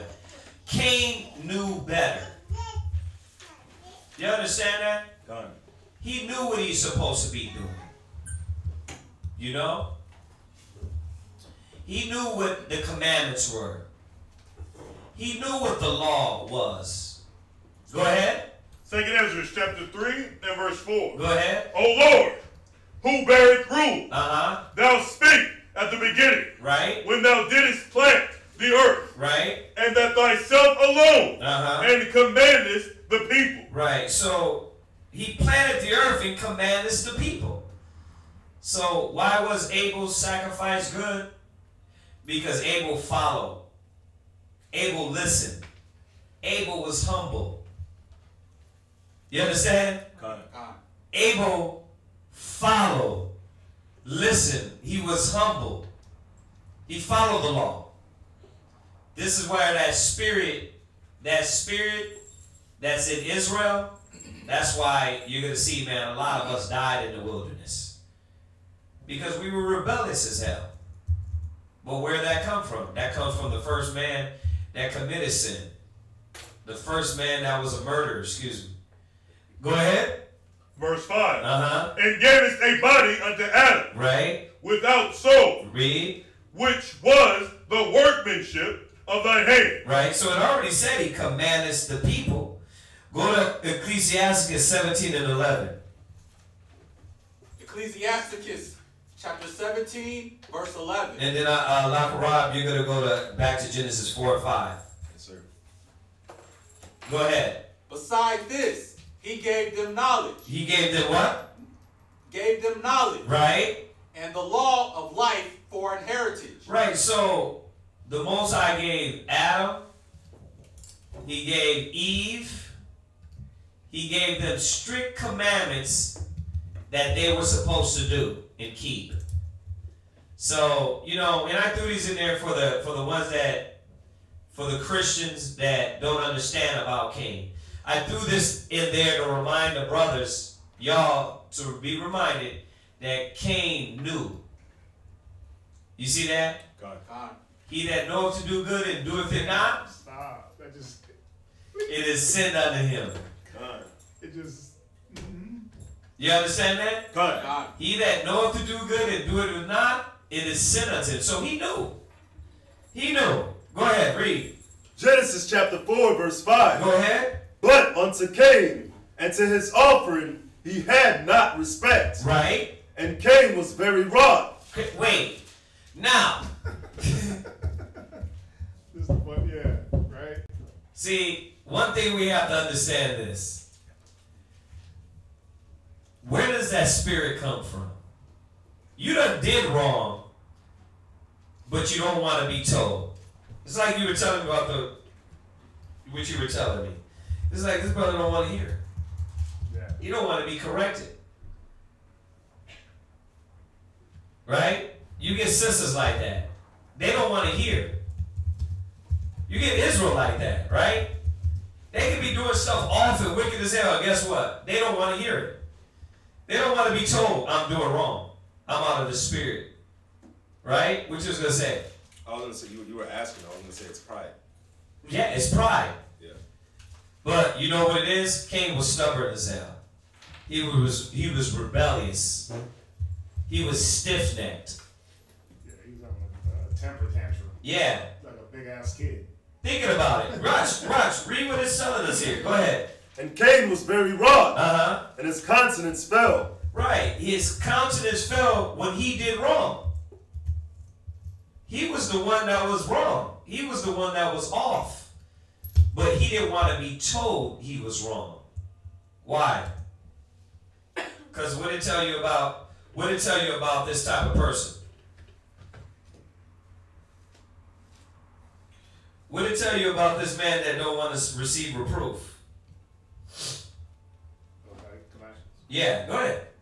Go ahead. Go Proverbs 1. Go to Proverbs 1 and verse 22. There you go.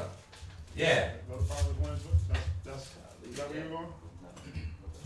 Proverbs chapter 1. Proverbs chapter.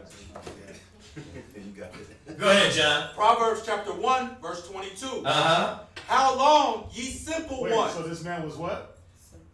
Simple. Yeah, see, he's simple. It's like a baby. He's simple, one-track minded, like, I didn't get my way, now I gotta cry about it. That was Cain. That was the spirit. He was simple-minded. He didn't look past his own emotions. He didn't look past what he wanted. He didn't look at he didn't look at the situation as a whole. We always go over Cain and Abel. We go through this a lot, right? We talked about it a lot. Mm-hmm. Listen, it wasn't just Cain, Abel, their mama, and their daddy. It was a people. Right. He didn't understand how he was going to affect the people with his simple one-track thinking. Mm-hmm. Read it again. Proverbs chapter 1, verse 22. How long, ye simple ones, will ye love simplicity? Yeah, see, Cain loved that simplicity. He loved waddling in it. He waddled like a little pig in mud. In that simple one-track mind. Go ahead. And the scorners delight in their scorning. Go ahead. And fools hate knowledge. Because Cain did what? delight in their scorning. And fools hate knowledge. See, Cain hated knowledge. The rebellious, the stiff-necked, they hate knowledge. They hate to be told. Watch, we're going to read on. Read it. Read on. Verse 23. Turn you at my reproof. Yeah, see, this is what this man, this is what Cain, he didn't want to do this. He didn't want to turn at the reproof of the Most High, at the correction. You going off? Nah, let's do it this way. Nah, I'm good. I don't want to hear that right now. So I'm going to get emotional. I'm going to get upset. I'm going to act like I know the answer. I'm going to backdoor your counsel with what I think I know. He didn't want to turn at the reproof. Read on. I will pour out my spirit onto you. Go ahead. I will make known my words unto you. Yeah, how? How is the Most High going to make known his words unto you? How would that happen to this rebellious man? What's up? Through the Most High's judgment. Yeah, because then when you start getting that whooping, it's like, well, we told you.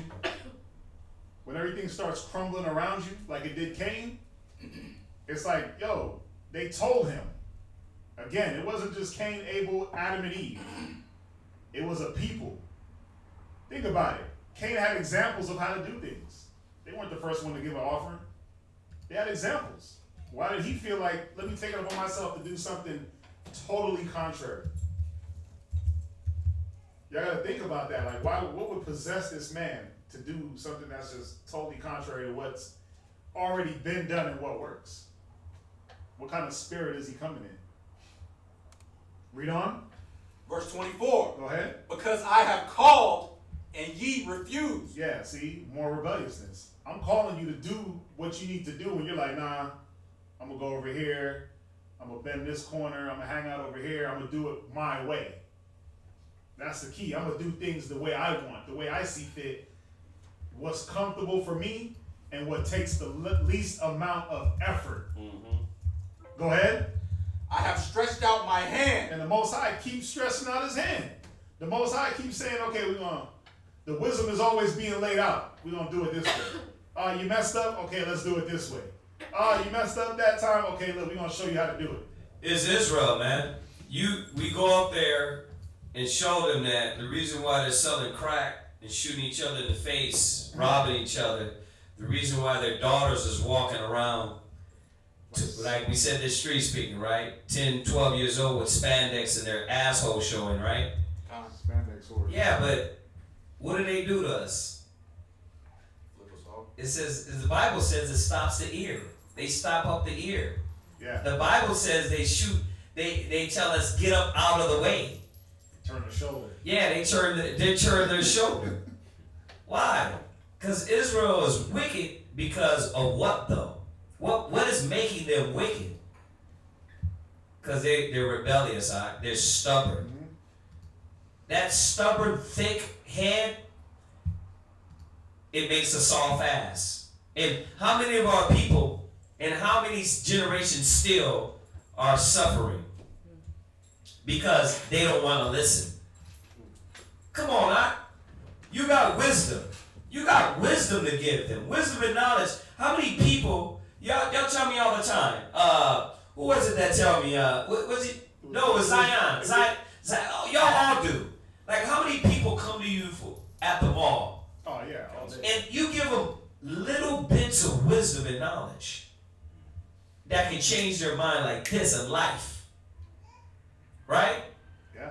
Right? But think about it. Why they don't take hold of it?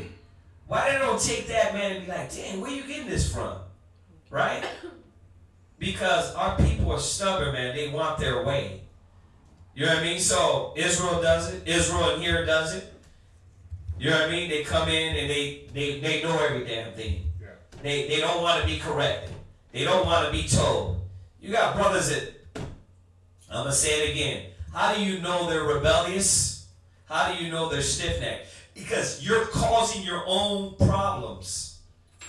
And you're giving the solution, and what? You don't want to come out of it. So it says they to return at his reproofs. And it's like you said too, they're not progressive.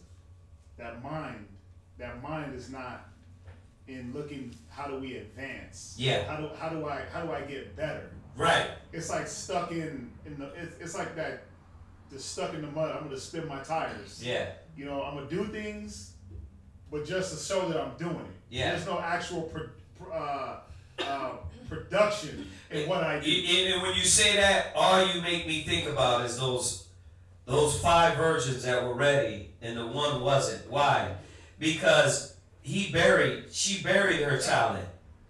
And her talent was buried because you were given all this knowledge and everything, all your oil and everything that was needed, but you're the one that buried it. Yeah, you poured out your lamp. Yeah, you were the one that weren't ready. Why? We're going to go there. Jump over to Proverbs 12:1. Just throw that in real quick. Proverbs 12:1. Proverbs chapter 12, verse 1. Uh-huh. Whoso loveth instruction, right, loveth knowledge, right, but he that hateth reproof is brutish. Right. So, Cain was a beast. Cain was a beast.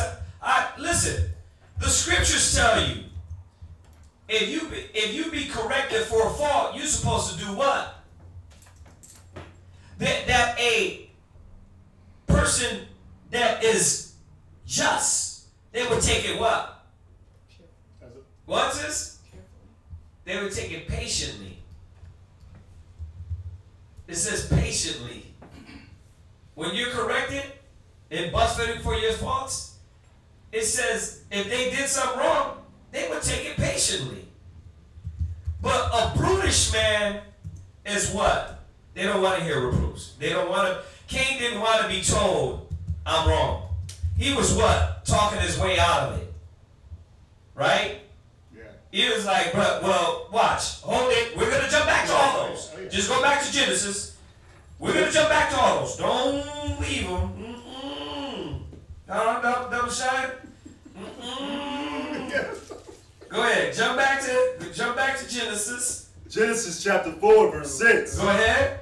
And the Lord said unto Cain, Why art thou wroth? Right. He was mad because he was beastly. He didn't want to see. It says, what does it say about reproofs? It says in 12:1. It says, whosoever loveth instruction loveth knowledge. But he that hateth reproof, he's being corrected and told in the wrong thing he did. But instead of saying, damn, you know what? Right. Really? I didn't know that. It was more like, no, I'm going to get angry and upset because I'm wrong. I'm going to get mad. I'm going to hide. And I'm going to keep committing sin because I'm what? Because I'm wrong. And I just don't want to be wrong. So I do what? I add sin unto sin. Because you don't want to be wrong.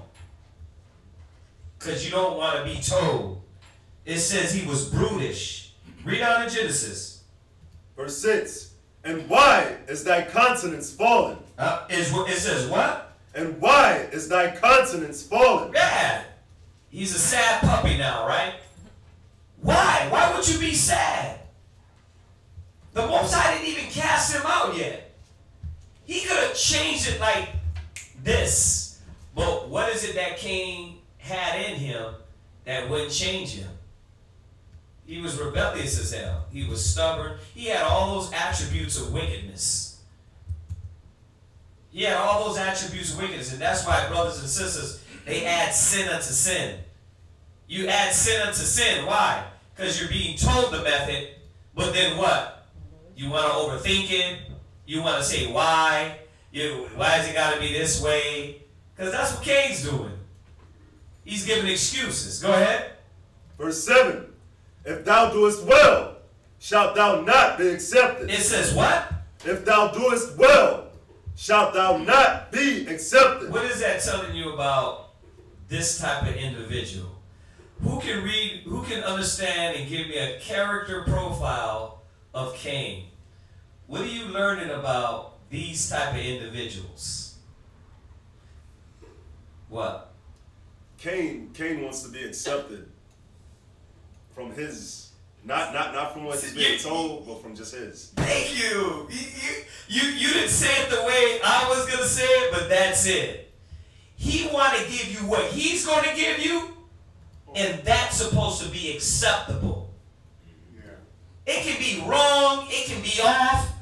You know what I mean? It's like you get that, you know, you get somebody, and this is not a righteous woman, but a wicked woman, she throw the food at you, like, here, I made that for you. And you're like,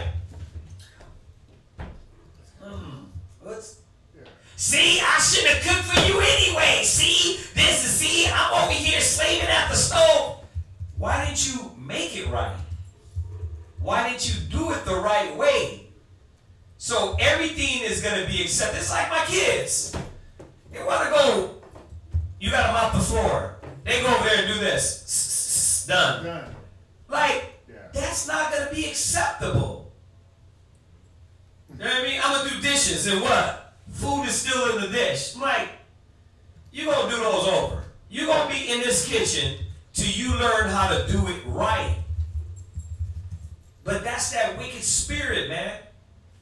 Because even in them, if they don't change and see, damn, not anything is going to be acceptable to the Most High.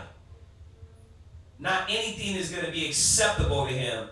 Let me do what is righteous in His eyes. Hold that, jump to 12 and 2. Proverbs 12 and 2. Proverbs chapter 12, verse 2. Right, that's why I said hold it. Go ahead. A good man obtaineth favor of the Lord. Yeah, that's why Abel, he obtained favor of the Most High.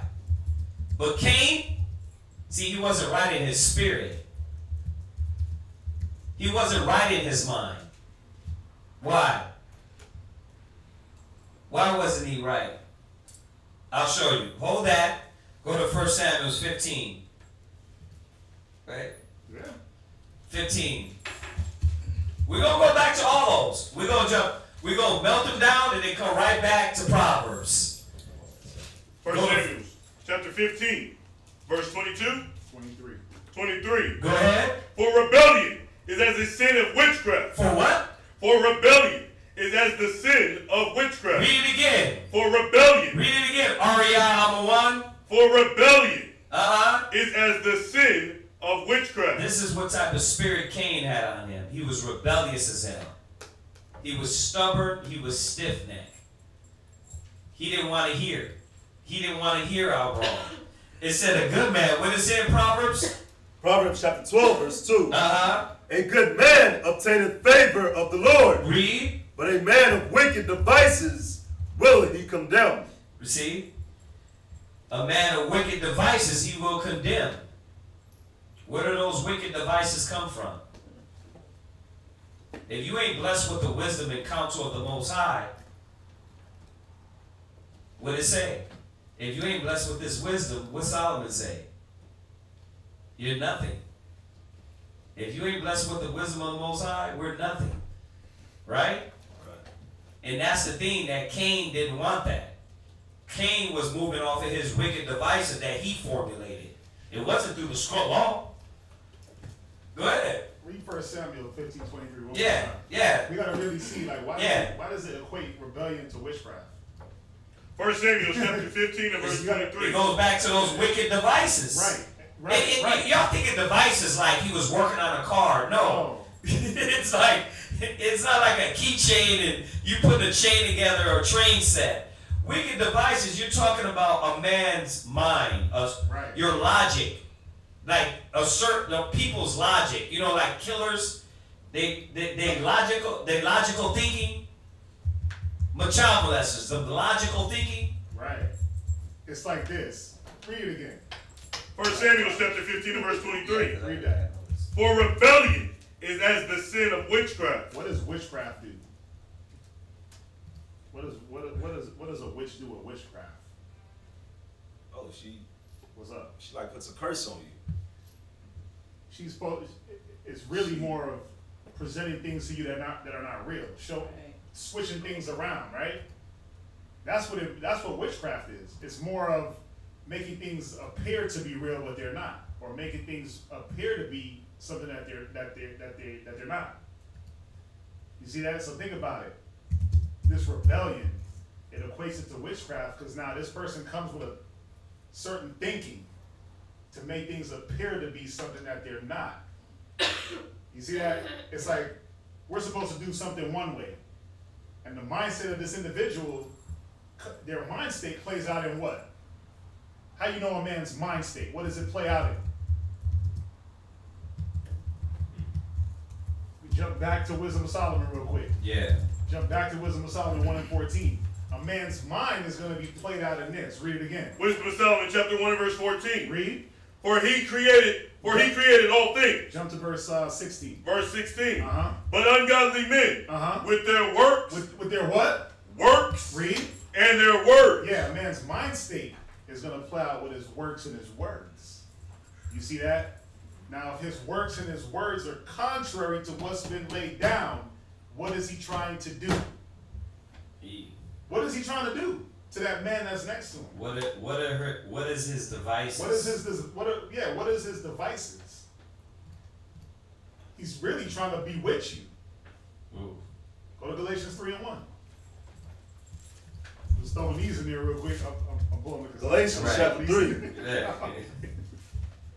Read that real quick. It's all good. Galatians chapter 3 and verse 1. Galatians chapter 3, verse 1. Go ahead. O foolish Galatians. Oh what? O foolish Galatians. Go ahead. Who hath bewitched you, that ye should not obey the truth. Read on. Read on. Before whose eyes Yahushua hath been evidently set forth, crucified among you. You know why these men were foolish? Because one, they seen the work. Right. They seen the truth work. He seen Adam and Eve perform the law. Perform the law, but then what did he do? He said, went I'm gonna against do something it. different. That's gonna be the thing that I live by. And I'm gonna get upset. I'm gonna run with that. Get upset when I get checked. And it's like to try to even. It's almost like I'm gonna hang my head low. I'm gonna get upset to make you look at me and say, "Damn, let me have pity on what this person's doing." It's all a bewitching process. Right. It all flows down to where you're like, damn, maybe he had a point. Maybe Cain. That's why the Christians are like, man, maybe Cain was right. Right. They do say that. They say that. Cain was right. Why did the Most High treat him like that? The nigga was off. But the way he made everything, the way he hung his head low and got upset, and he bewitched people into thinking that the truth wasn't the truth. And we got to be careful of that spirit because, again, that's Israel always wants to come with their, I'm going to do me, I'm going to do things the way, it really goes into being lazy. I mean, at the end of the day, it's lazy, I'm not motivated, I don't want to push myself. Okay, the one time I'm going to not agree with you on that, lazy, because this spirit has been rooted in the wicked niggas in Israel. It was here before lazy. First of all, Cain, he plotted on Abel. Gone. Okay? One is he knew the law of the Most High. He knew better. That's why the Most High, watch, go back to Genesis. Let's go back to Genesis 4. Chapter 4 and 6. Verse 6. And the Lord said unto Cain, why art thou wroth? And why is thy countenance fallen? Read. If thou doest well, shalt thou not be accepted. There you go. Cain knew. He knew the law. He knew what to follow. He knew what to bring. Why he didn't bring what was commanded? You see that? So we're not dealing with a guy that was a good guy. Good guys don't murder their brothers. Good guys don't plot on your brother. You understand? You ever see a nigga murder somebody? Plot it? You think he's good? You think his devices, his mind, his conscience is right? That's why I said when y'all, and the thing to enlighten brothers and sisters about is this. When you deal with this spirit of stubbornness, rebelliousness, this is where you're going into. You're going into this spirit of Cain. Now, are you a murderer? Do you want to be a murderer? Do you want to lead a brother astray? Do you want to lead a sister astray? Are you doing this intentionally? What's your goal?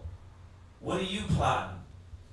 Like, there's only so many times you can be like, as though I didn't hear, I just, come. Oh, you know what? I get it now. 15 years later, you get that now? Nigga, please. That's BS. Like, now you get it. Like, the millionth time, the millionth time, now you understand? That's why when we deal with Cain, that's why he was angry. Because he didn't want to look at himself and see what he was. Cain had demons on him, man. He was ruled by the spirit of Satan. And that's why he moved in that spirit of rebelliousness and stubbornness. We'll take it a little lighter. We'll dial it down a little bit. You know what I mean? Because you're like, damn, so I got Satan in me? Yeah. Yeah, when you like that, yeah, you're going to get to this point to where you're doing more hurt. And that's what brothers do. It's like, you see me trying to deal with your spirit, but now you're being corrupt. You're doing stuff intentionally. You know what I mean? We try to work with you, but you being a demon just to be a demon. You see, we're trying to mold and help you, but Cain didn't want that. Watch, read on. And if thou doest not well, sin lieth at the door. And that's what was Cain dealing with. Cain was dealing with sin. Go ahead. And unto thee shall be his desire. Right, and that's why what we're trying to show, brothers and sisters, is that when you deal with sin, when you deal with rebellion, stiff-neckedness, stubbornness, is going to lead you to sin, is going to lead you to murder, is going to lead you to doing something more wicked. Now, I want you to go back to 1 Samuel 15. Go back to 1 Samuel 15. 1 Samuel chapter 15. You're going to read up. Why? Why and where was the spirit at? It's 1 Samuel 15, and you're going to read. You're going to start from verse 15. Verse 15. Right. And Saul said, they have brought them from the Amalekites. For the people spent. No, you know what? I'm sorry. Dang, man.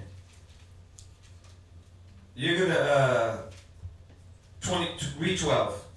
Verse 12. When Samuel rose early to meet Saul. Right. In the morning. I'm gonna show y'all this theme is across the board. The spirit in Cain.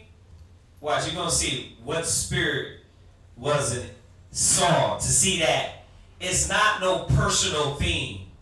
It's like you can see this characteristic on individuals. Watch, read. In the morning, read. It was told Samuel, saying, Saul came to Carmel, and behold, he set him up a place, right, and is gone about, right, and passed on, right, and gone down to Gilead. Read. And Samuel came to Saul, and Saul said unto him, Blessed be thou of the Lord. Right? Go ahead. I have performed the commandment of the Lord.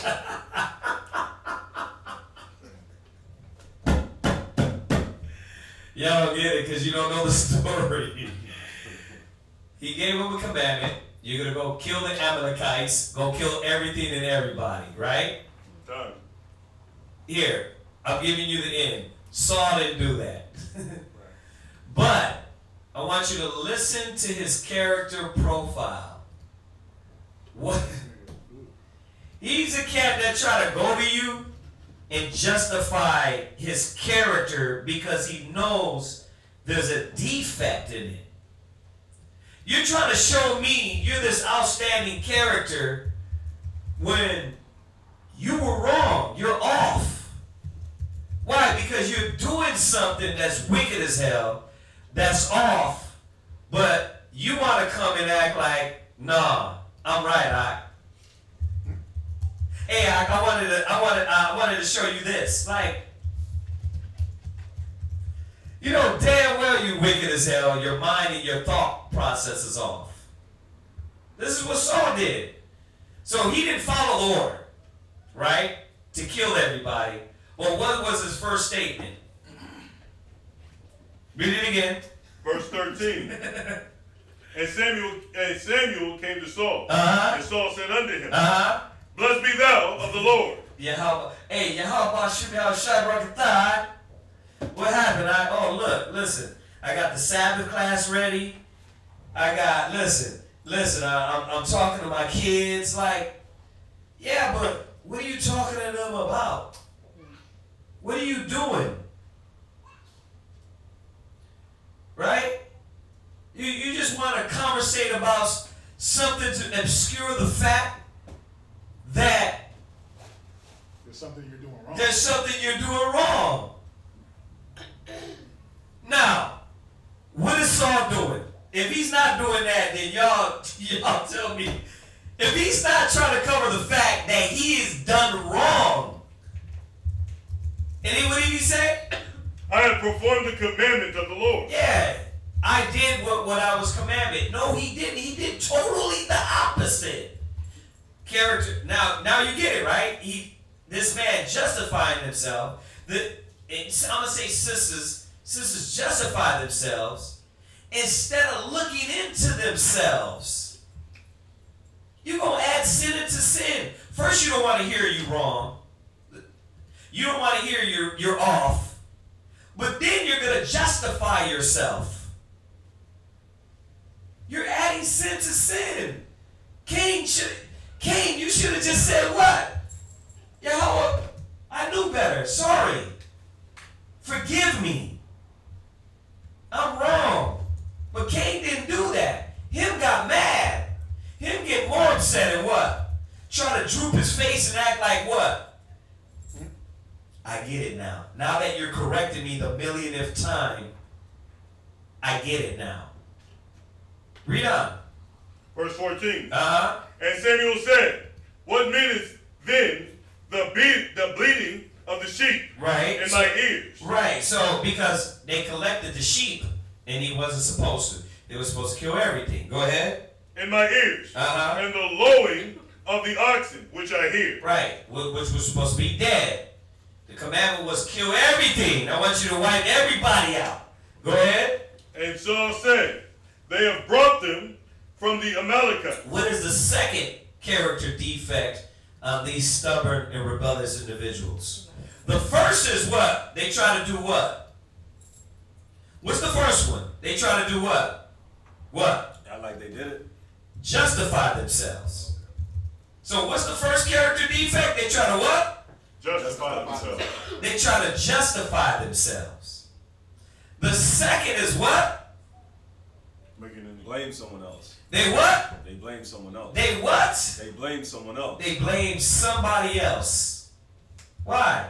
Because Israel don't want to hear reproof. Now, what we're showing you is this. What the Most High is showing you is this. You got to look at yourself and see, damn, I don't listen, I'm stubborn, and I'm rebellious. Then I try to blame everybody else for my faults, for my mistakes, for my screw-ups. That's what he was doing here. Go ahead. From the Amalekites. Right. For the people spared the best of the sheep. Right. He's blaming it on the people. But he's the king. You gave the order. You gave him the order and said it was okay. Now, if you had said, nah, what the heck we tell you to do? Then it would be a separation, but you didn't follow the order. You went along with it. Go ahead. Come on. And the oxen, and of the oxen. Read. To sacrifice unto the Lord thy God. Lord, read. And the rest we have utterly destroyed. Read. Then Samuel said unto Saul. So, what is it common that Saul did that Samuel did? That Saul did that Cain did. What was the common thing? We said it earlier. Cain wanted to give what? Come on. Come on. Yeah. He wanted to do his own thing. He wanted to give it his way. Yeah. And based on that, it was supposed to be accepted. You got a lot of Israel, man, that wants to do it their own way. You got a lot of Israel that want to do it their own way. Like, bro, I got this class I'm putting together, man, to make it simple for y'all. A list of how you know you're doing wickedness, how you know you're doing righteousness. How you know you're being led in wickedness, and how you know you're being led in righteousness. So you won't have all this dilemma in your head that you're being led one way or the other. And we go over it all the time, right? So I wasn't led to do nothing wicked. You don't be led to do nothing wicked, but you be rebellious to the counsel and wisdom. Because why? Instead of you seeing that it's leading you the right way, you want to do it your way. And that's what Samuel was talking about. You want to do it your way. And your way causes what? Commotions, chaos, corruption, disruption. It causes rebelliousness. The whole nation is watching you. This brother, that sister, you feed that spirit to them. That's the spirit of Israel. Now I know why Yeshua always goes off on Israel. He's like, Kazakian, brother, these niggas are wicked. He's like, they gonna be burnt the hell up. He's a reminder. He's like, everybody, because why? He knows how we teach. Yeshua watches all of our videos. And you know what he says? Y'all can't be good to everybody. Why? Because we be trying to be good and reasonable. Niggas will run over you. Right? They don't give a damn. They'll run over you. You forgive a brother 70 times 70. He'll what? He'll make sure he do 70 times 1,000. Because you know you trying to be a good brother. He'll be there just messing up. It gets to this point is what I'm saying. It's no longer through mistakes. It's like this. It's rebellion. There's a difference between I mess up and I'm being rebellious to what I know to do. You got naive. You got unlearned. But even that word simple is a transition from unlearned to I'm doing it just because I'm being disgruntled. And that's where a lot of our people, man, are going to die. That's where that spirit comes in here. A lot of people come in just to hear it and to be rebellious to the word, to be murmurers and heresies. Because why? You being told, hey, bro, I'm sleeping with your rib? Hell no. You being told, stop pride, stop lust, stop hatred. Oh, you're in a cult. Why? Because I'm telling you to. I thought cults have orgies. I'm telling you to stop the damn orgy. Right. Yeah, like, you're in a cult. Why? Because I'm telling you to discipline yourself? What a cult disciplines you and tells you to follow righteousness.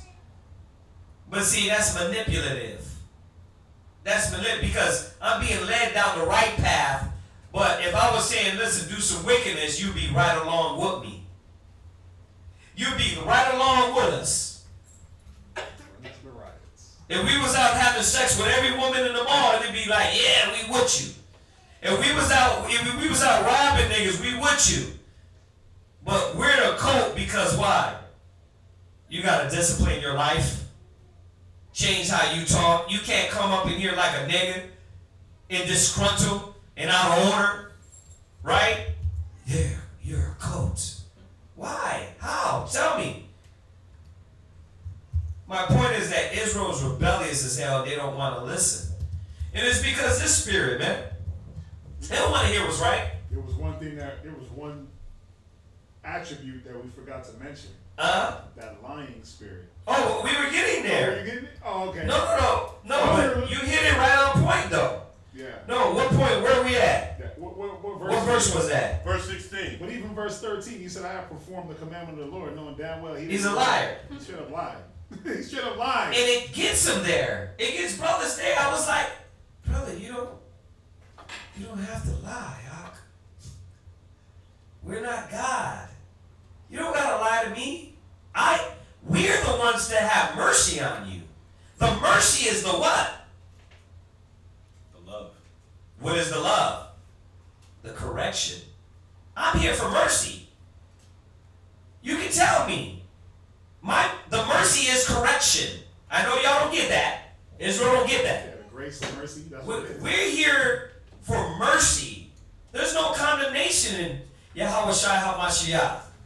Not when it's man dealing with you. Yeah. If it's Yahweh Shai dealing. Then you got something. We're trying to stop the condemnation. The judgment. Because when he has to deal with you, it's over. But Israel don't want it. Right here, he had the order. He had Samuel. Samuel was intervening. But now, what's going on? He didn't listen to the order of Samuel. So now he got to deal with who? The hand of the Most High. And that's Israel, man. Watch, read on. Verse 16. I'm sorry. Well, another attribute is no respect of authority. Oh. No respect of authority. You going deep. No respect of not understanding that especially in this realm that we're in, the spiritual, and trying to deal with spiritual, that the men that are ordained, like the scriptures are going to say, they're ordained of the Most High. So, because even Samuel said it. He never said you disobey me. Yeah. Right. So you disobey the Most High. But the Most High ain't come and talk to Saul. Right. Samuel was the one constantly giving him the orders. He could have been like, listen, you disobeyed my orders. Right. He always said you disobeyed the Most High. Most High is mad. Right. Hold that. Go to Psalm 78 and 8. Go to Psalm 78 and 8. So, go ahead. No, I was going to say, no, go ahead. Real quick, the thing is that y'all have to understand that this spirit of Cain is on a lot of our people. And one of the main courses dealing with it is that Israel is rebellious. Israel is stubborn, stiff-necked. And that's going to keep you sinning. Watch, read that. Psalms chapter 78. Oh, you got it? Bro, Go ahead, John. Go ahead, John. Psalms chapter 78, verse 8. Go ahead. And might not be as their fathers. Might not be. We're not to be like Saul. We're not to be like Cain. Go ahead. A stubborn. A what? A stubborn. Give me the definition. A what? A stubborn. They're what? Stubborn. Israelites are what? Stubborn. Read. And rebellious. Israelites are what? Rebellious. Read. Generation. They're stubborn and rebellious, man. You tell them all the things that's going to bring them to life. The laws, the commandments, wisdom, guidance, and what? They don't want to hear that. They're stubborn, man. Cain was stubborn as hell. Why? Because he knew. How you know? It didn't say he was stubborn. He knew. The scriptures say, be not as your fathers, stubborn and rebellious. What do you got for rebellious? I thought you wanted stubborn. Okay, go ahead. It says not flexible. Not flexible. Unreasonable. Well, they're what? Unreasonable. You can give them a million different concepts and ways and to see it in what? They still don't see it. You'd be like, yeah, you go here, the scripture say it here, and it's still like, I just don't get it. Yeah, they're not flexible. They're not flexible. Their mind is not malleable. They can't be molded into anything. Mm-hmm. You see, when you flex something, you can mold it to what you wanted. But see, this person, their mind is just stuck. It's just stuck in their way. What else? Fits in opinion. Yeah, you formed an opinion. It says they're fixed in their opinion, meaning their opinion can't change, no matter what you show them. They're fixed in opinion. Go ahead. It says persuaded by reasons. It says not to be moved or persuaded by reasons. Yeah, not to be moved or persuaded by reasons. See, it's one thing if we come in with the wrong reasoning. It's one thing if we come in with the unjust reasoning, but we come in with the wisdom from the Bible. Why wouldn't you want to be persuaded?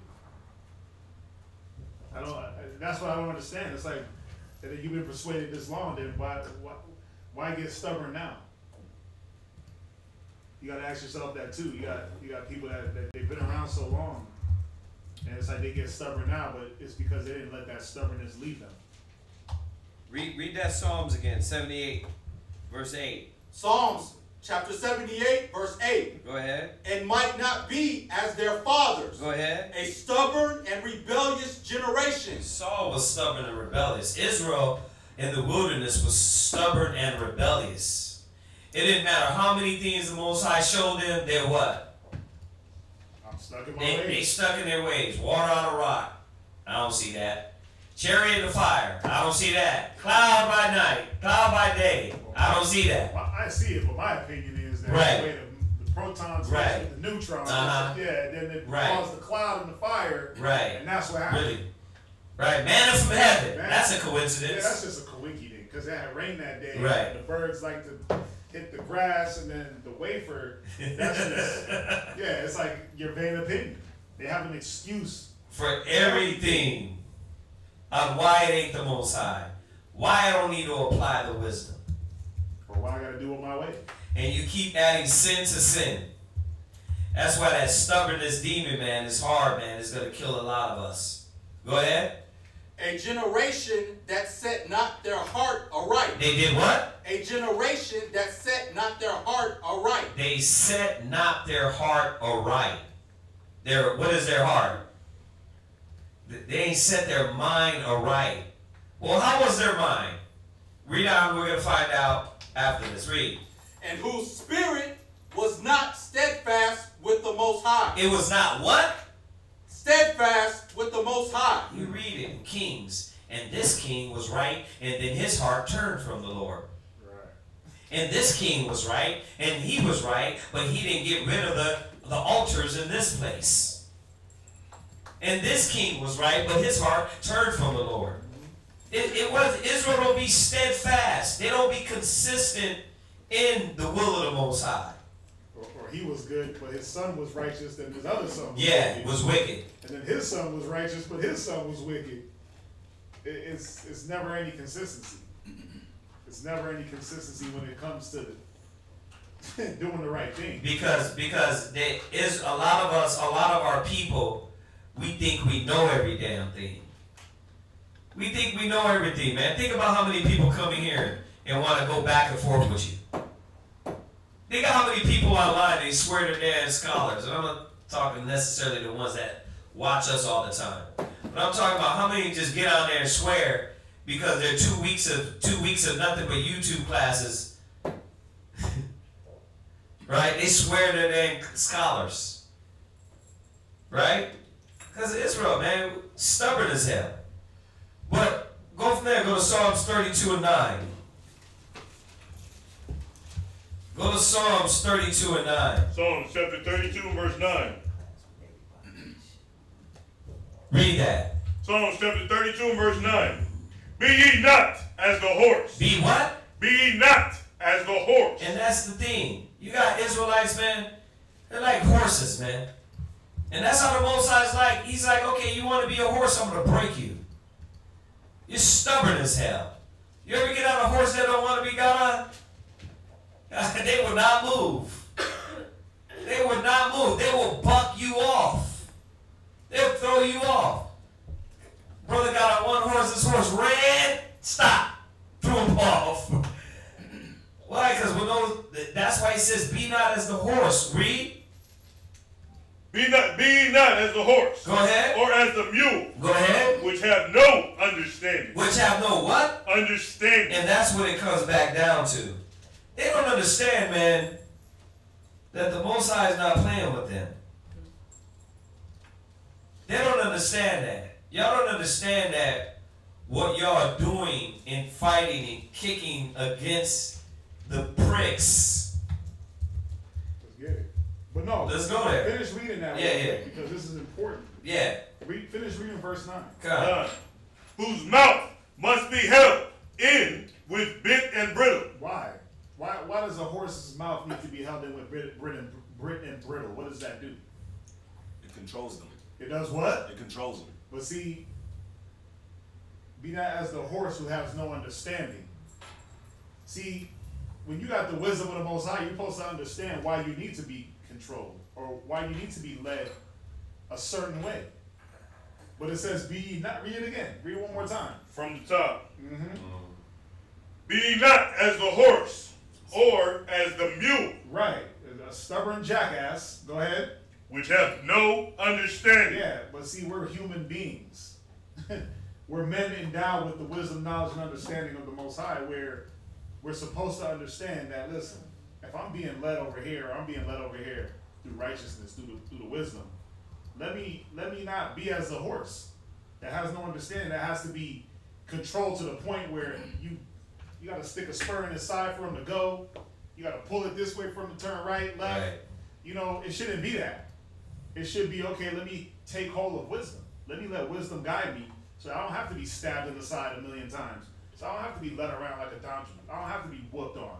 And, you know, you're trying to break a horse. Who was there with me when we went to Martin Luther King? And they were riding the horse. Were you there? And he was riding the horse, and the horse tried to run him into a tree. And I said, bro, why? I said, what happened? He said, I gotta ride her down. Yeah. He said, I gotta ride. You gotta break her. But bro, this horse tried to run him into a low-hanging tree branch. Oh, I know. And he dug down, and he was just like, I see a horse throw a brother off. Yeah, like, bruh. Get off of me. You know, and unless you control it and show it power, but that's the Most High can only do that. You know, when you get it to the point to where a man or somebody on earth can't tell you, get you right, think about it. Look at Israel, man. You niggas have guns, niggas be rolling with thousands of dollars on Facebook and World Star. You think niggas go bow to the Bible? Look, get in order, brother. You niggas is like, man, I make too much money, nigga. I don't need God.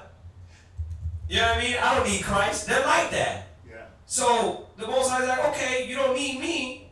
Then let me give you to what you love, which is death, destruction, pain, and suffering. That's like the brother sent it from Trinidad. Yeah. A little screenshot. I see that. Was, you know, he had on all his jewelry, his gold. You know, he was slanging drugs. Yeah. And then it showed him he was with all the chicks and like bands of money. And the next photo, it was him in a river. Yeah. He was sitting in the river for at least a couple of months because his body was swollen up. Somebody murdered him and dumped him because he didn't need Christ. His money, his jewelry, his women. That was his Jesus. Yep. Jump back to Proverbs. No. One more. Uno mas. Verse 10, read. Por favor. Verse 10. Many sorrows shall be to the wicked. Yeah, and that's what Cain went through, what Saul went through. Many sorrows, right? Yeah. Pain, suffering, right? Go ahead. Many sorrows shall be to the wicked, but he that trusteth in the Lord, mercy shall compass him about. Right. Now, go back to 1 Samuel real quick, 15 and 20. 1 Samuel chapter 15. You want me to jump down to 20? Yeah. Verse 20. And give me a comment when you got it. Con. And Saul said unto Samuel, Yea, I have obeyed the voice of the Lord, and have gone the way which the Lord sent me. So he's still rebellious. I already told you that you didn't. Yeah. And you gonna come back and keep telling me. That's how Israel, man. It's like, no, bro. Because Samuel, and it's called the way Samuel tried to do him too. He's trying to ease him into like, okay, don't lie to me. He was like, well, what about all these animals? You know, it's like, how come you got all these animals? Right. They were all supposed to be destroyed, right? But how come you got and then he came up with what? An excuse. Well, no, we took the best ones. Like, nigga, come on. Like, really? I be trying not to use examples, man, that just be happening, but I was like, man, I'm not going to use that. My point is this, you be around brothers, man, you can see them do something off right in front of you, and then they'll look at you and swear and be like, nah, I ain't do that. Like, come on, man. You got that much pride? You got that much ego in your brain to not even admit to your faults, to admit to your wrongs? It's okay. I keep saying it, we're not God. We can't kill you. All we're here to do is check your mind, help you. Check your thoughts so you can correct your ways. But once again, you deal with us like that, you deal with your brother like that, you're going to deal with the Most High like that. It ain't going to disappear when Christ come back. Why? Because you're going to be that guy over there trying to act like you in the spirit, but what? The ghoul trying to jump out of you. The demon trying to jump out of you. You're going to be that sister trying to act humble, but guess what? The demon's trying to jump out of you. The Most High is going to see. Jump to verse 22. Verse 22. And Samuel said, hath the Lord as great delight in burnt offerings and sacrifices? Because Saul wanted to give what he thought was good instead of being and doing right like the Most High said. You know what I mean? Brothers have to see that. You have to do what the Most High wants you to do, not what you come up with and what your standard is and how you want to give. You got to do it the way the Most High said. That's why the Most High is going to be stripping a lot of you. He builds you up to what? Bring it down. Yeah, give you the Pharaoh treatment. He going to give it to you. Here, take it. Here, all of it. And watch what you do with it. To give you another chance. To see if you're going to be right. Read. Come on. As in obeying the voice of the Lord? Go ahead. Behold, to obey is better than sacrifice. The obey. I want obedience. The Most High said he wants obedience. He wants us to do the right thing. Go ahead. Jump back to Proverbs 1. Jump back to Proverbs. Proverbs chapter 1 and verse 22. How long, ye simple ones? Jump down. Verse 23. Where did we read to? You left off on 23. We didn't finish 23. Read verse 23. Starting from the top of verse 23. 24. 24. Verse 23 or 24? 24. 24. Because I have called and you refuse. Because what? I have called and you refuse. So how does the Most High call? Obviously, he's not. Rob, change. He's not doing Ariyah. How is he calling? He's calling through the wisdom, through brothers, through the correction. Right? Done. Read it again. Because I have called and you refuse. Yeah, but see, wicked Israel, they refuse to hear the call. The Most High speak once, yea, twice. But what? Yeah, man, receive it, they not. Yeah. Not because it's not clear words or he's not speaking something that you can understand. Not that it's not clear English. Because that rebellious spirit in you is like, I don't want to hear that right now. I want to do everything else opposite of what I should be doing, what I know I should be doing. And then when I do what I'm supposed to be doing, it's robotic, it's methodical, there's no spirit behind it. It's autopilot. Y'all get that? Read on. I have stretched out my hand, and no man regarded. Yeah, Most High keeps stretching out his hand. Come on, my son, come on. But you keep pushing that hand, you keep slapping that hand down. I'm good. I'm good. I'm going to do it my way. Go ahead. And no man regarded. Read. But ye have sat not at all my counsel, and with none of my reproach. Go ahead. Verse 26. I also will laugh at your calamities. What's going to happen? I will laugh at your calamities. And see, it's not even the laughing part. The fact is, you're going to catch some calamities. Truth be told, you're going to catch some calamities.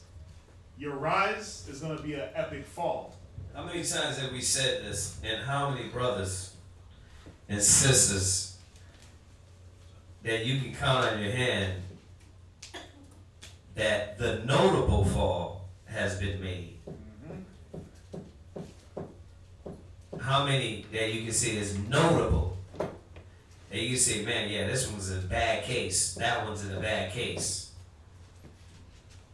See, this is why the Most High is reminding us, man, not to be like your fathers, a stubborn and rebellious people. Yeah, you fall from being with a good Hebrew Israelite brother to being a lesbian, things like that. That's listen, that is a mighty fall. To have a man that stands for the wisdom, knowledge, and understanding, and then you just fall into lesbianism.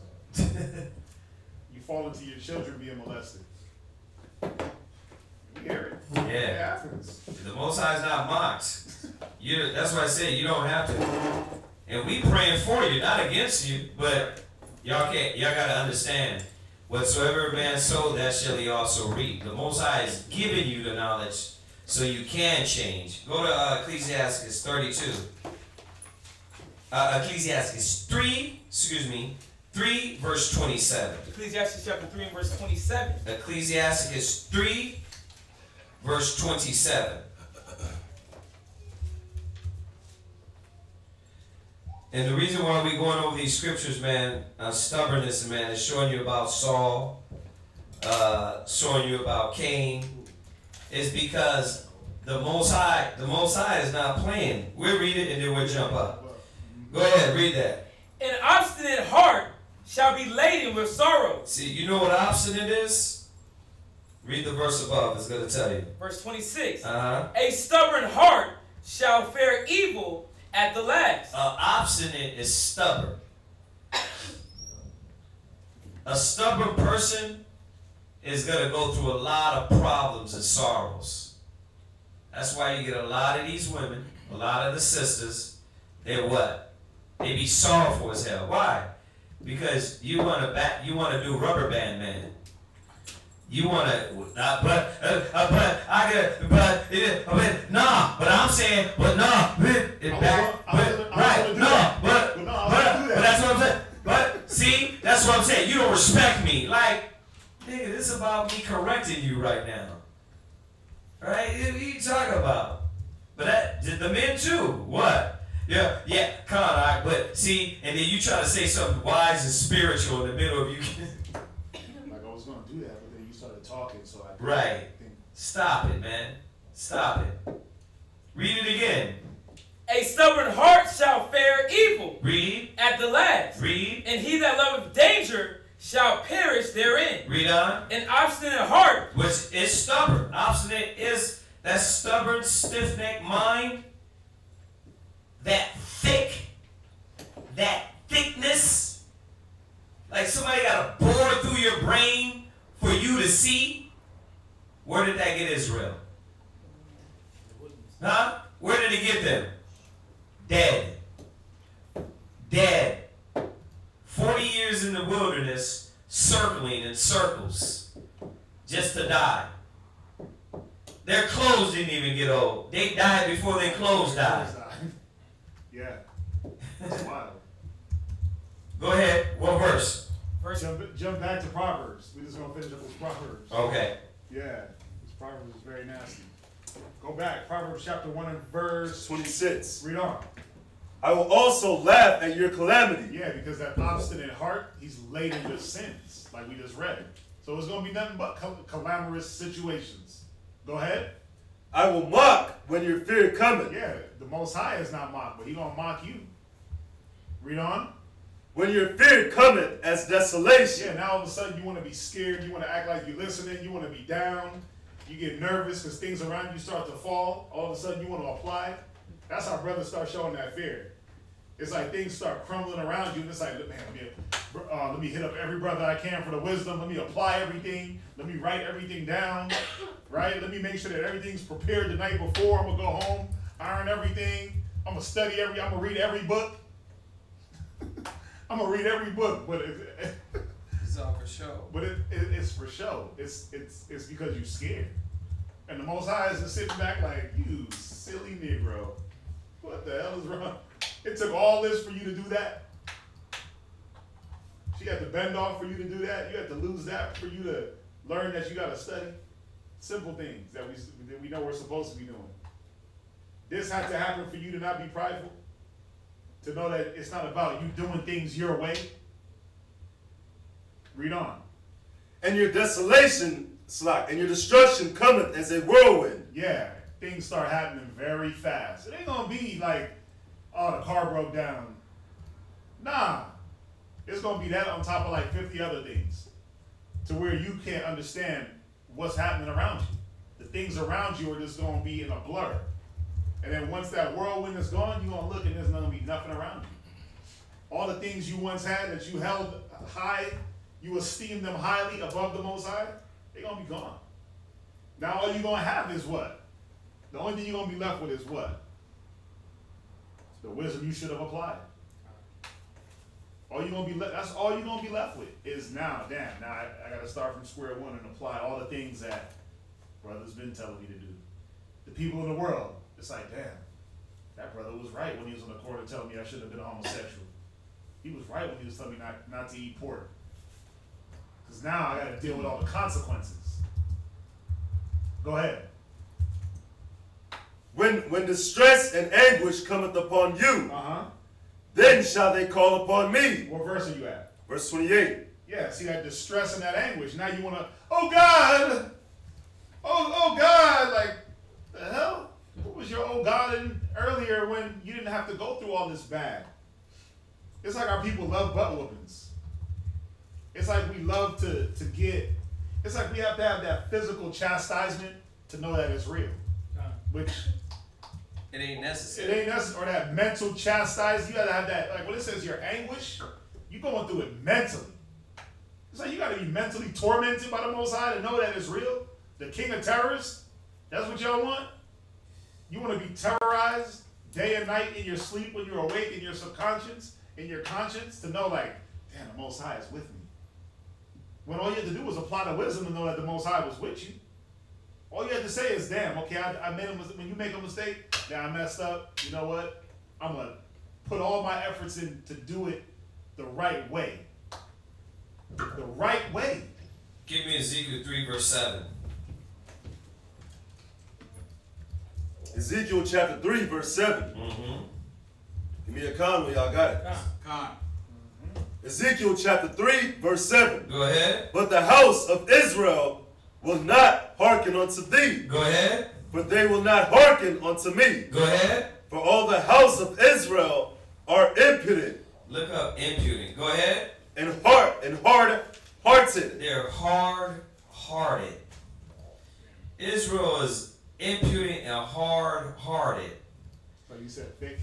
Yeah, thick. Thick-skulled. Hard-hearted. Yeah. They don't want to listen, man. What you got? It says, not showing due respect for another person. Yeah, impudent.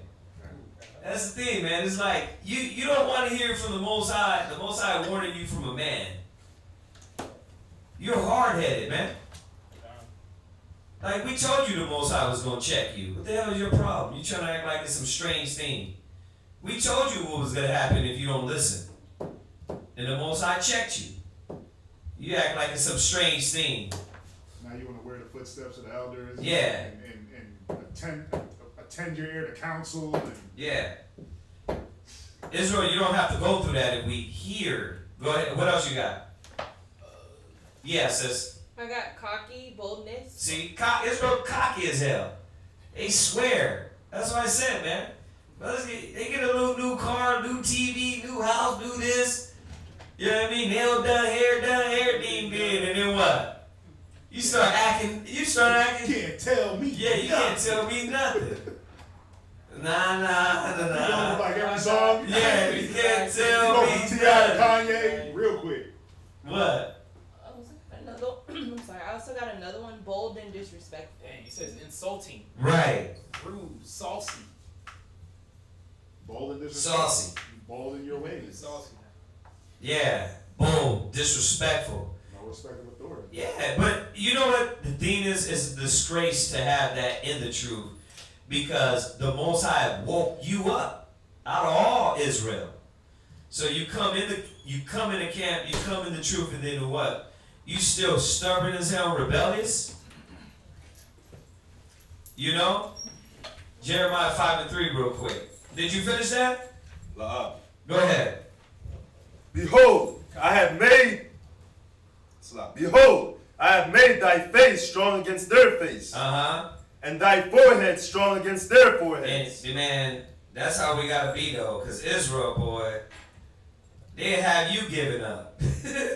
But no, you know what? The Most High made us strong against y'all knuckleheads.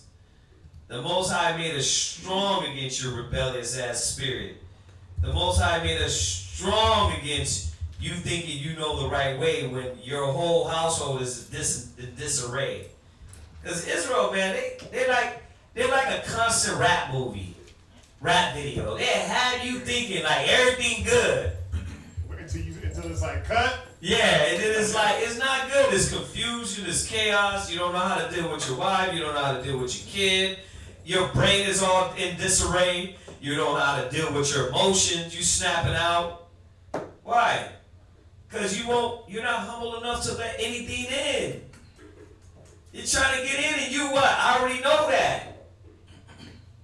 Israel's, man, stubborn as hell. And that's going to destroy you. Read what you got. Jeremiah chapter 5 and verse 3. Go ahead. O Lord, are not thine eyes upon the truth? Read. Thou hast stricken them. Thou hast what? Stricken them. Read. But they have not grieved. Yeah, man, listen, you've got the almighty ass whooping. This is disgraceful. How many brothers and sisters you see go back to the vomit and why?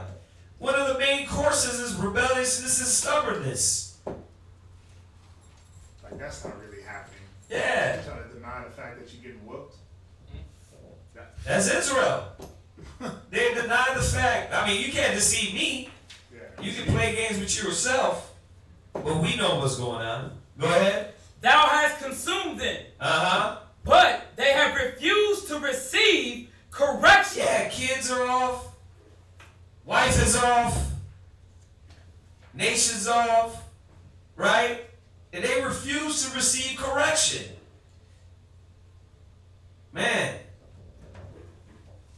Like Yeshua said, like the scriptures say, man, the Most High is going to melt Israel.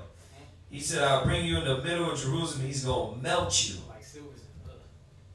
The Most High is not playing, man. But he's merciful.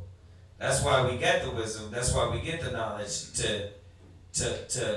so that doesn't have to happen. But you still got what? Israel's, they hard. They fight against the Most High. They mock, right? They laugh. It's a game, right? They try to play. Read. They have made their faces harder than a rock. Yeah, go ahead. They have refused to return. Read. Therefore I said, surely these are poor. They are foolish. For they know not the way of the Lord. Man. Go ahead, jump back. Jump back to Proverbs. Yeah. Jump back to Proverbs. Finish off where you at. You're going to take it to verse 32. Done. Proverbs chapter 1, verse 28. Go ahead. Then shall they call upon me. Right, so when you get the mighty, holy, anointed butt whooping, you want to do what? Call upon me. Go ahead. But I will not answer. The Most High is not going to answer. He's not going to answer you because you rejected him when he was trying to work with you. And that's our people, man. That's like the thing with our people. It's like you point out where they're messing up at out of love, out of humility, out of respect, out of not wanting to see a person catch it. And they're like, no, I'm good. And it's like, okay, watch this. And what, 5-6 years later, oh, perfect example, like the brother in Louisiana. When y'all were out there, y'all were teaching them, listen, stop selling the cigarettes, right? And he's like, no, I'm good. And then what happened? 3 days later, a week or a month later, he gets popped, right? He didn't have to be out there. That's just one example. But it happens all the time where it's like, nah, look, do it this way, do it this way, do it this way. Come on, I'll do it that way. I followed your commandments, right? Like Saul and Samuel. Yeah, I follow the commandments of the Most High, but they do it their own way. And what happens? Then you're like, man, what the hell's going on with this guy? Like, why is the Most High tormenting this man or this woman? And then you find out they've been doing their own thing, their own way the whole time. They give you the concession. They're being con artists, right? Con. Damn con artists, but in the background, what they doing? They doing things their own way. Yeah. Finish up. They shall seek me early, but they shall not find me. Yeah, you're gonna be waking up. You're gonna be setting up all your prayers early as hell. You're gonna be praying 3, 4, 6 times a day, fasting. You're gonna be seeking the Most High early, studying. Man, I got like 8 classes put together, right? Got all my notes. Look at this book. I got this. I got everything. I'm seeking the Most High early, but what? But they shall not find me. Yeah, the Most Most High hid his face. Go ahead. Yeah, it's going to be, it's that time of mercy is going to be cut off. Yeah. And that's why we warn Israel. You know what I mean? This is not for show. This is not, you know, listen, if the Most High don't want you to die, he said, why would thou die, O Israel? You know, the brothers, sisters, like you said, sisters, lesbians, and why? Because you want to mock the Most High, you want to mock, I'm going to get in order and all that, coming here with that manly ass attitude. You back out there now eating poom poom. You eating a poom poom star. You know what I mean? That's real. You got brothers locked up in jail. Why? Because they want to pop pills, do drugs. It's like, you think we like that? Yeah. Nah, the Most High's not messing with y'all. He's not playing with Israel. Like, he's the one that put us on the tree and had the white man chop our damn head off and rip babies out the stomachs and bash them in trees. The Most High had that. He gave us this knowledge so we can see our faults and we can amend. We can fix it. But he said, why wilt thou die, O Israel? Return. Go ahead. Go ahead, read on. Verse 29. For that they hated knowledge. Because why? For that they hated knowledge. This man does what? Hated knowledge. Israel what? Hated knowledge. Yeah, our people hate knowledge. They hate the knowledge of knowing. Listen, change. They hate the fact that you tell them something that's beneficial. And if it ain't about how to get blunts, 40s, and bitches, then they don't want to hear it. If it's anything spiritual, it's like, yeah, I can't deal with that. Like, spiritual change? Yeah. Hell nah. Don't celebrate Christmas. Yeah, I can't do that. I love my Christmas, my holiday ham, my turkey. I need that. If it's anything spiritual, Israel just can't attain to it. But if it's about how to roll like 30 blunts in a minute, or how to circulate 50 blunts in a bathroom at a hotel, or how to bang out a chick, run a train, if it's any of that, how to get drunk from morning until night and stay drunk, how to eat bad, all that. If it's anything that got to do with the carnal, it's like, yeah, I got you on that. You ain't got to teach me. I can teach you some things, man. You ain't got to teach me. I got some lessons for you. Read on. And did not choose the fear of the Lord. Yeah, you didn't choose to respect and honor the Most High, the rock of your salvation. You didn't esteem the rock of your salvation. Yeah. You esteemed everything else that you got in when you did give some reverence to the Most High, he blessed you. Right. So what you did was, those things that you got, those became the thing you held up. Yep. But watch. This is the coldest part. Read on. Verse 30. Go ahead. They would none of my counsel. Yeah, you didn't take the counsel. Go ahead. They despised all my reproof. You despised every time the brother was like, nah, I do it this way. Nah, brother, you shouldn't go this way. Nah, brother, we got to hit it this way. You're like, yeah, come on, I'm going to do it my way. That nigga don't know what he's talking about. Watch this. Go ahead. Therefore shall they eat of the fruit of their own way. You did what? Eat of the fruit of their own way. The sad part, the fruit of your own way, now you hungry as hell. Your fruit got worms. Your fruit drying up and withering. Your fruit ain't prosperous. It ain't going to replenish itself. Y'all see that? You're going to eat of your own ways. Go ahead. And be filled with their own devices. Yeah, now your own devices is what's destroying you. Your own wickedness shall correct you. Somebody get that one. Your own wickedness. Now, man, there's so many stories. You got brothers, man, that was on drugs. You find out they was giving other men fellatio for drugs. You bring them in, you teach them the word, you show them how to be humble. And what do? They right back out there. They doing the same thing, but guess what? I got to get my hustle on. Wow. Nah, bro, you topping off men for drugs. I mean, come on. It's dirty, but it's happening. It's happening. It happens.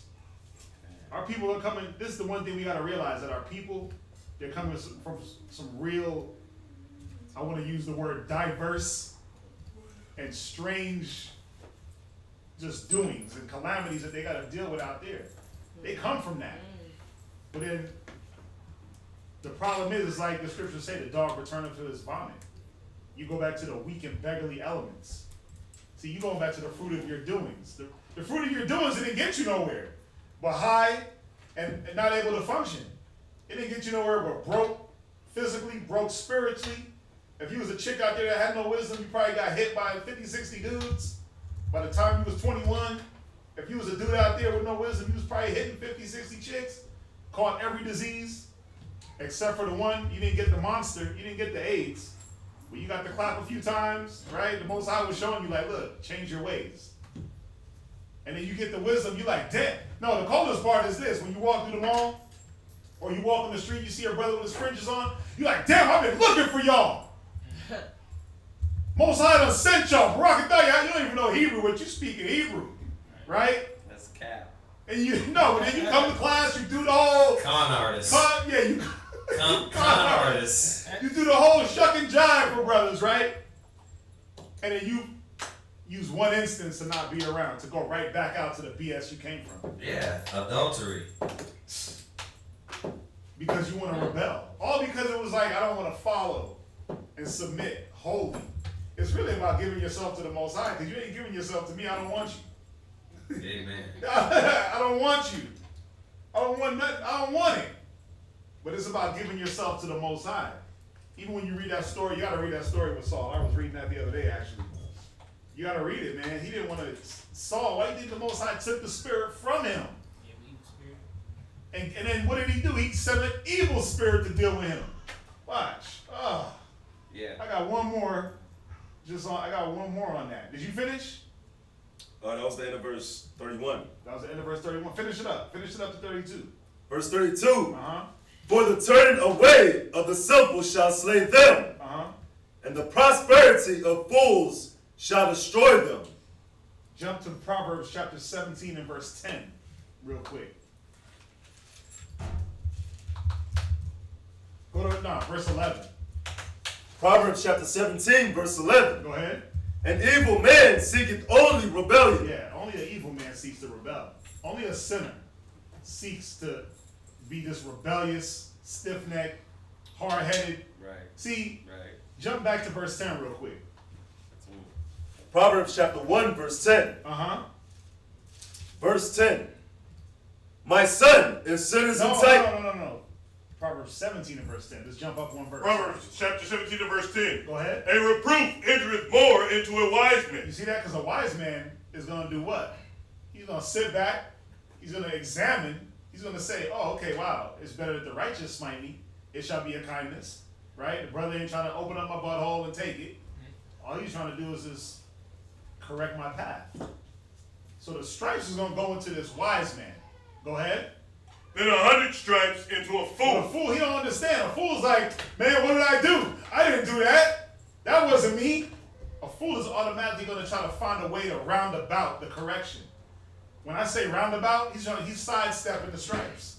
He's like, nah, I'm a duck and dodge that. I know how you going to come, so guess what I'm going to do? I'm already have my rebuttal, my excuse, my answer, and my lie all already made. I got all that already. Right? Read verse 11. Verse 11.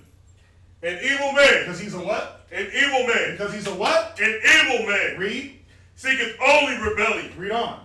Therefore, a cruel messenger shall be sent against him. Yeah, and there's your calamity. These cruel messengers, there be spirits that are created for vengeance. I gotta go all day. This just goes into so many. But you see that cruel messenger, but that's your desolation, that's your anguish. That cruel messenger, listen, that's Christ. That's Christ like, okay, let me get him. Vengeance. Because Satan already been dealing with you. That's the thing. Satan already been going to the Most High like, hey, this dude ain't listening, man. Let me take the car. This dude ain't listening. Let me have the rib bend off real quick. He still ain't listening. Let me have her come back, but then something else is going to happen. And something else is going to happen. To the point where it's like, this dude is thick. This sister don't listen. Now Christ comes, let me get him, let me get him. And when he gets you, it's a wrap. It's a wrap. Because there is no coming back from that. That's when you end up in the wheelchair. you get in a car accident and you get bashed up real bad, but you end up on life support, or you end up in a car accident where your legs get crushed, but you still live. It'd be those things where he mocks you. The Most High mocks you. You see that? It'd be, bro, I be sitting back thinking, man, a lot, like, just about stuff like that. And it's like, man, you gotta look at these people that the Most High done bent up and kept them alive. You get trampled by a horse. A lot of people take it for granted. Yeah. They take for granted their wholesomeness and that they're alive, they're good. Because really, the fear of the Most High is not in them. Yeah. Yeah, man. I got one last one. Uh-huh. Ecclesiastes 19 and verse 8. And you know, we deal in a body. We have a school where everything is perpetuated on itself, meaning the scriptures say, you know, as a leader is so, as a king is so as his officers, right? So we know that if a man if the brothers that are in leadership, if their leadership is not according to the spirit, then everything's gonna run according to that spirit. If it's a spirit of, okay, let's get the work done, let's do it, what's gonna happen? Things are gonna get done, right? But if the leadership, if the head is lazy, the mind don't think, then what happened? The body is gonna be like, well, I'm gonna sleep in too, right? But we always gotta remember this, that the head can be a thinking, progressive, let's get it, I can conquer all things, where I can do all things through Christ, but one little thing can mess it up. Read this real quick.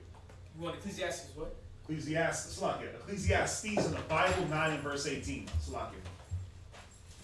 Ecclesiastes in the Bible, chapter 9 and verse 18. Go ahead. Wisdom is better than weapons of war. Yeah, wisdom is better to be wise than to go to war, man. It's better to use your brain than to go actually fight battle. That's what that's saying. But this is the point. Read on.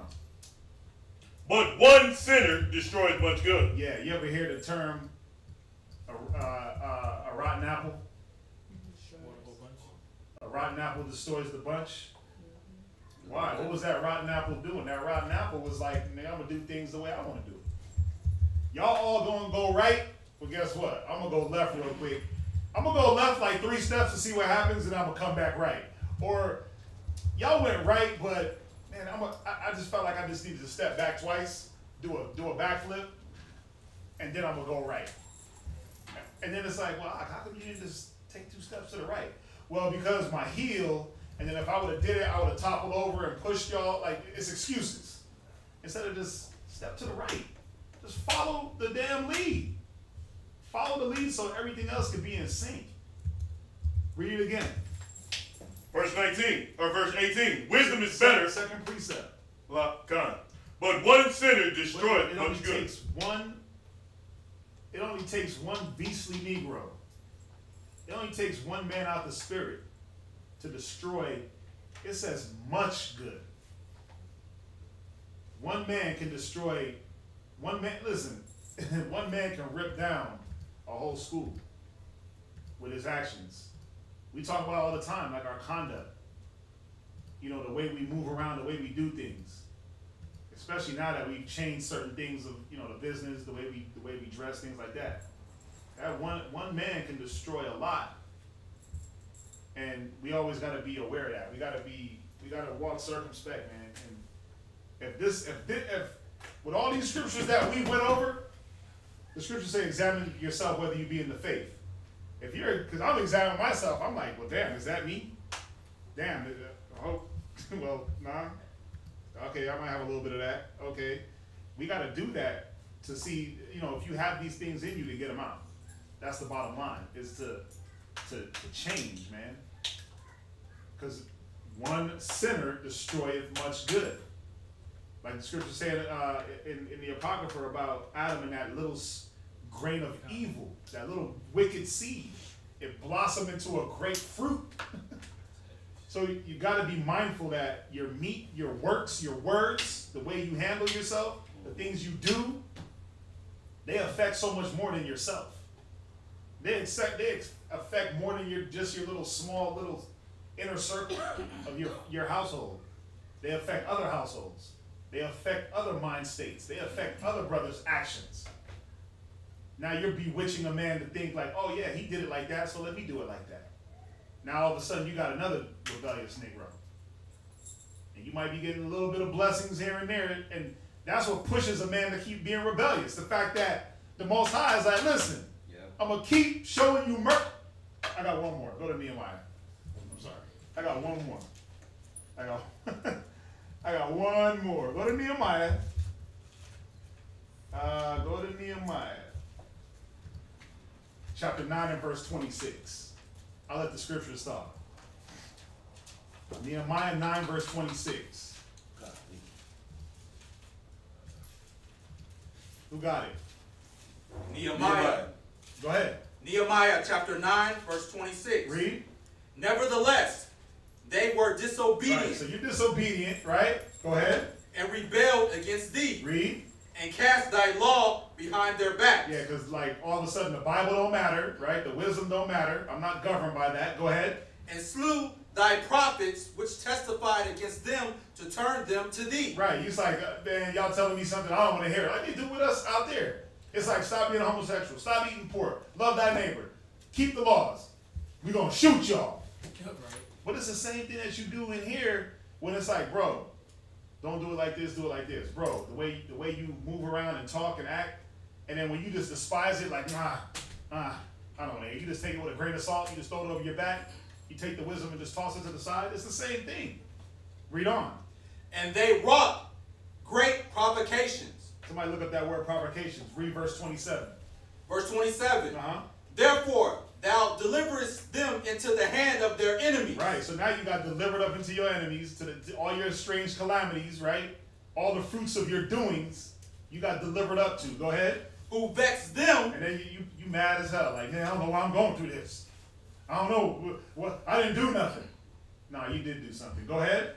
And in the time of their trouble. Go ahead. When they cried unto thee. Now you crying to the Most High. Read. That heardest them from heaven. He did what? Heardest them from heaven. The Most High was like, okay, let me relieve you of some of this anguish. Let me take some of this calamities off you. Read provocation. What you got? Anything that incites anger. Right. The cause of resentment. So it said, and the prophets which testified against them to turn them to thee. And they were wrought with great anger. So you had all this great anger. But jumping back down, so the Most High heard you from heaven. And he lift up some of them evil spirits up off you, right? And according to thy manifold mercies thou... Go ahead. Mercies thou gavest them saviors. He did what? Gavest them saviors. Yeah, because the Most High is merciful and just. So he said, I'm going to ease up off this man. I'm going to ease up off this sister. I've been putting it on her, right? I've been putting her through the ringer for the good 2 weeks. I'm gonna show some mercy. I'm gonna lighten up. So you would think that a person that's examining and seeing and looking at things spiritually, they would say, damn, the Most High was dealing with me. I was catching it. I was catching it for a whole pay period, right? Yeah. Let me do something different. But what happens? Read on. Who saved them out of the hand of their enemies. Wait, the Most High did what? Saved them out of the hand of their enemies. Go ahead. Verse 28. But after they had rest. See, but then you got comfortable. You chilled a little bit. The Most High chilled on you. Read. They did evil again. You did what? Did evil again. And that's the problem. You return right back to that evil. You was like, yeah, Most High have mercy. I can do whatever I want. I'm going to just go back to being comfortable. It's like you mess up. Brothers check the hell out of you. You get the 5-star counsel. You were there for 3 hours with scriptures till 4 in the morning, right? And it's like, damn. And then you hang your head low. You act all sad. Get Ecclesiastes 19 and verse 26 real quick. Ecclesiastes 19 and verse 26. Ecclesiastes chapter 19 and verse 26. So this is what happens. The Most High checks you. Read. There is a wicked man that hangeth down his head sadly. Yeah, then you hang down your head sadly. But it said that he was wicked. But you hanging on your head sadly, like, yeah, I'm catching it, I was going through it, the Most High was dealing with me, brothers had me in counsel and this, and I remember I got all these push-ups and this, and all these different instances. And you hang your head sadly. Right? Go ahead. But inwardly, he is full of deceit. Yeah, but inside this man, he's full of deceit. Why? Because he goes back. It said he gave them rest. Jump back up, John. It said he gave them rest. Go ahead. They did evil again before thee. You got that rest, but that deceit was, I'm going to just go back to that wicked nigga that I was. I'm going to just go back to that lazy, wicked spirit that I got on me. Read on. Therefore, lettest thou them in the hand of their enemies. Yeah, but see, the time is going to come where the Most High is just going to leave you with those evil spirits. You're going to get left in the hands of your enemies. It ain't going to be no coming back. Read. So they had the dominion over them. And now you wonder why the scriptures say the slothful shall be under tribute. The slothful shall be under tribute. You're going to be a workhorse. You're going to be that foolish horse, that foolish ass that got to get led around. Somebody got to be on your back riding you. Like, no, go here. Nope, go here. Nope, do it like this. Nope, jump. Nope, sit. It shouldn't have to be like that. Read on. Thou heardest them from heaven. And many times didst thou deliver them according to thy mercy. Right. See, the Most High hear you, and he delivered you so many times. So many times you messed up on purpose, by accident.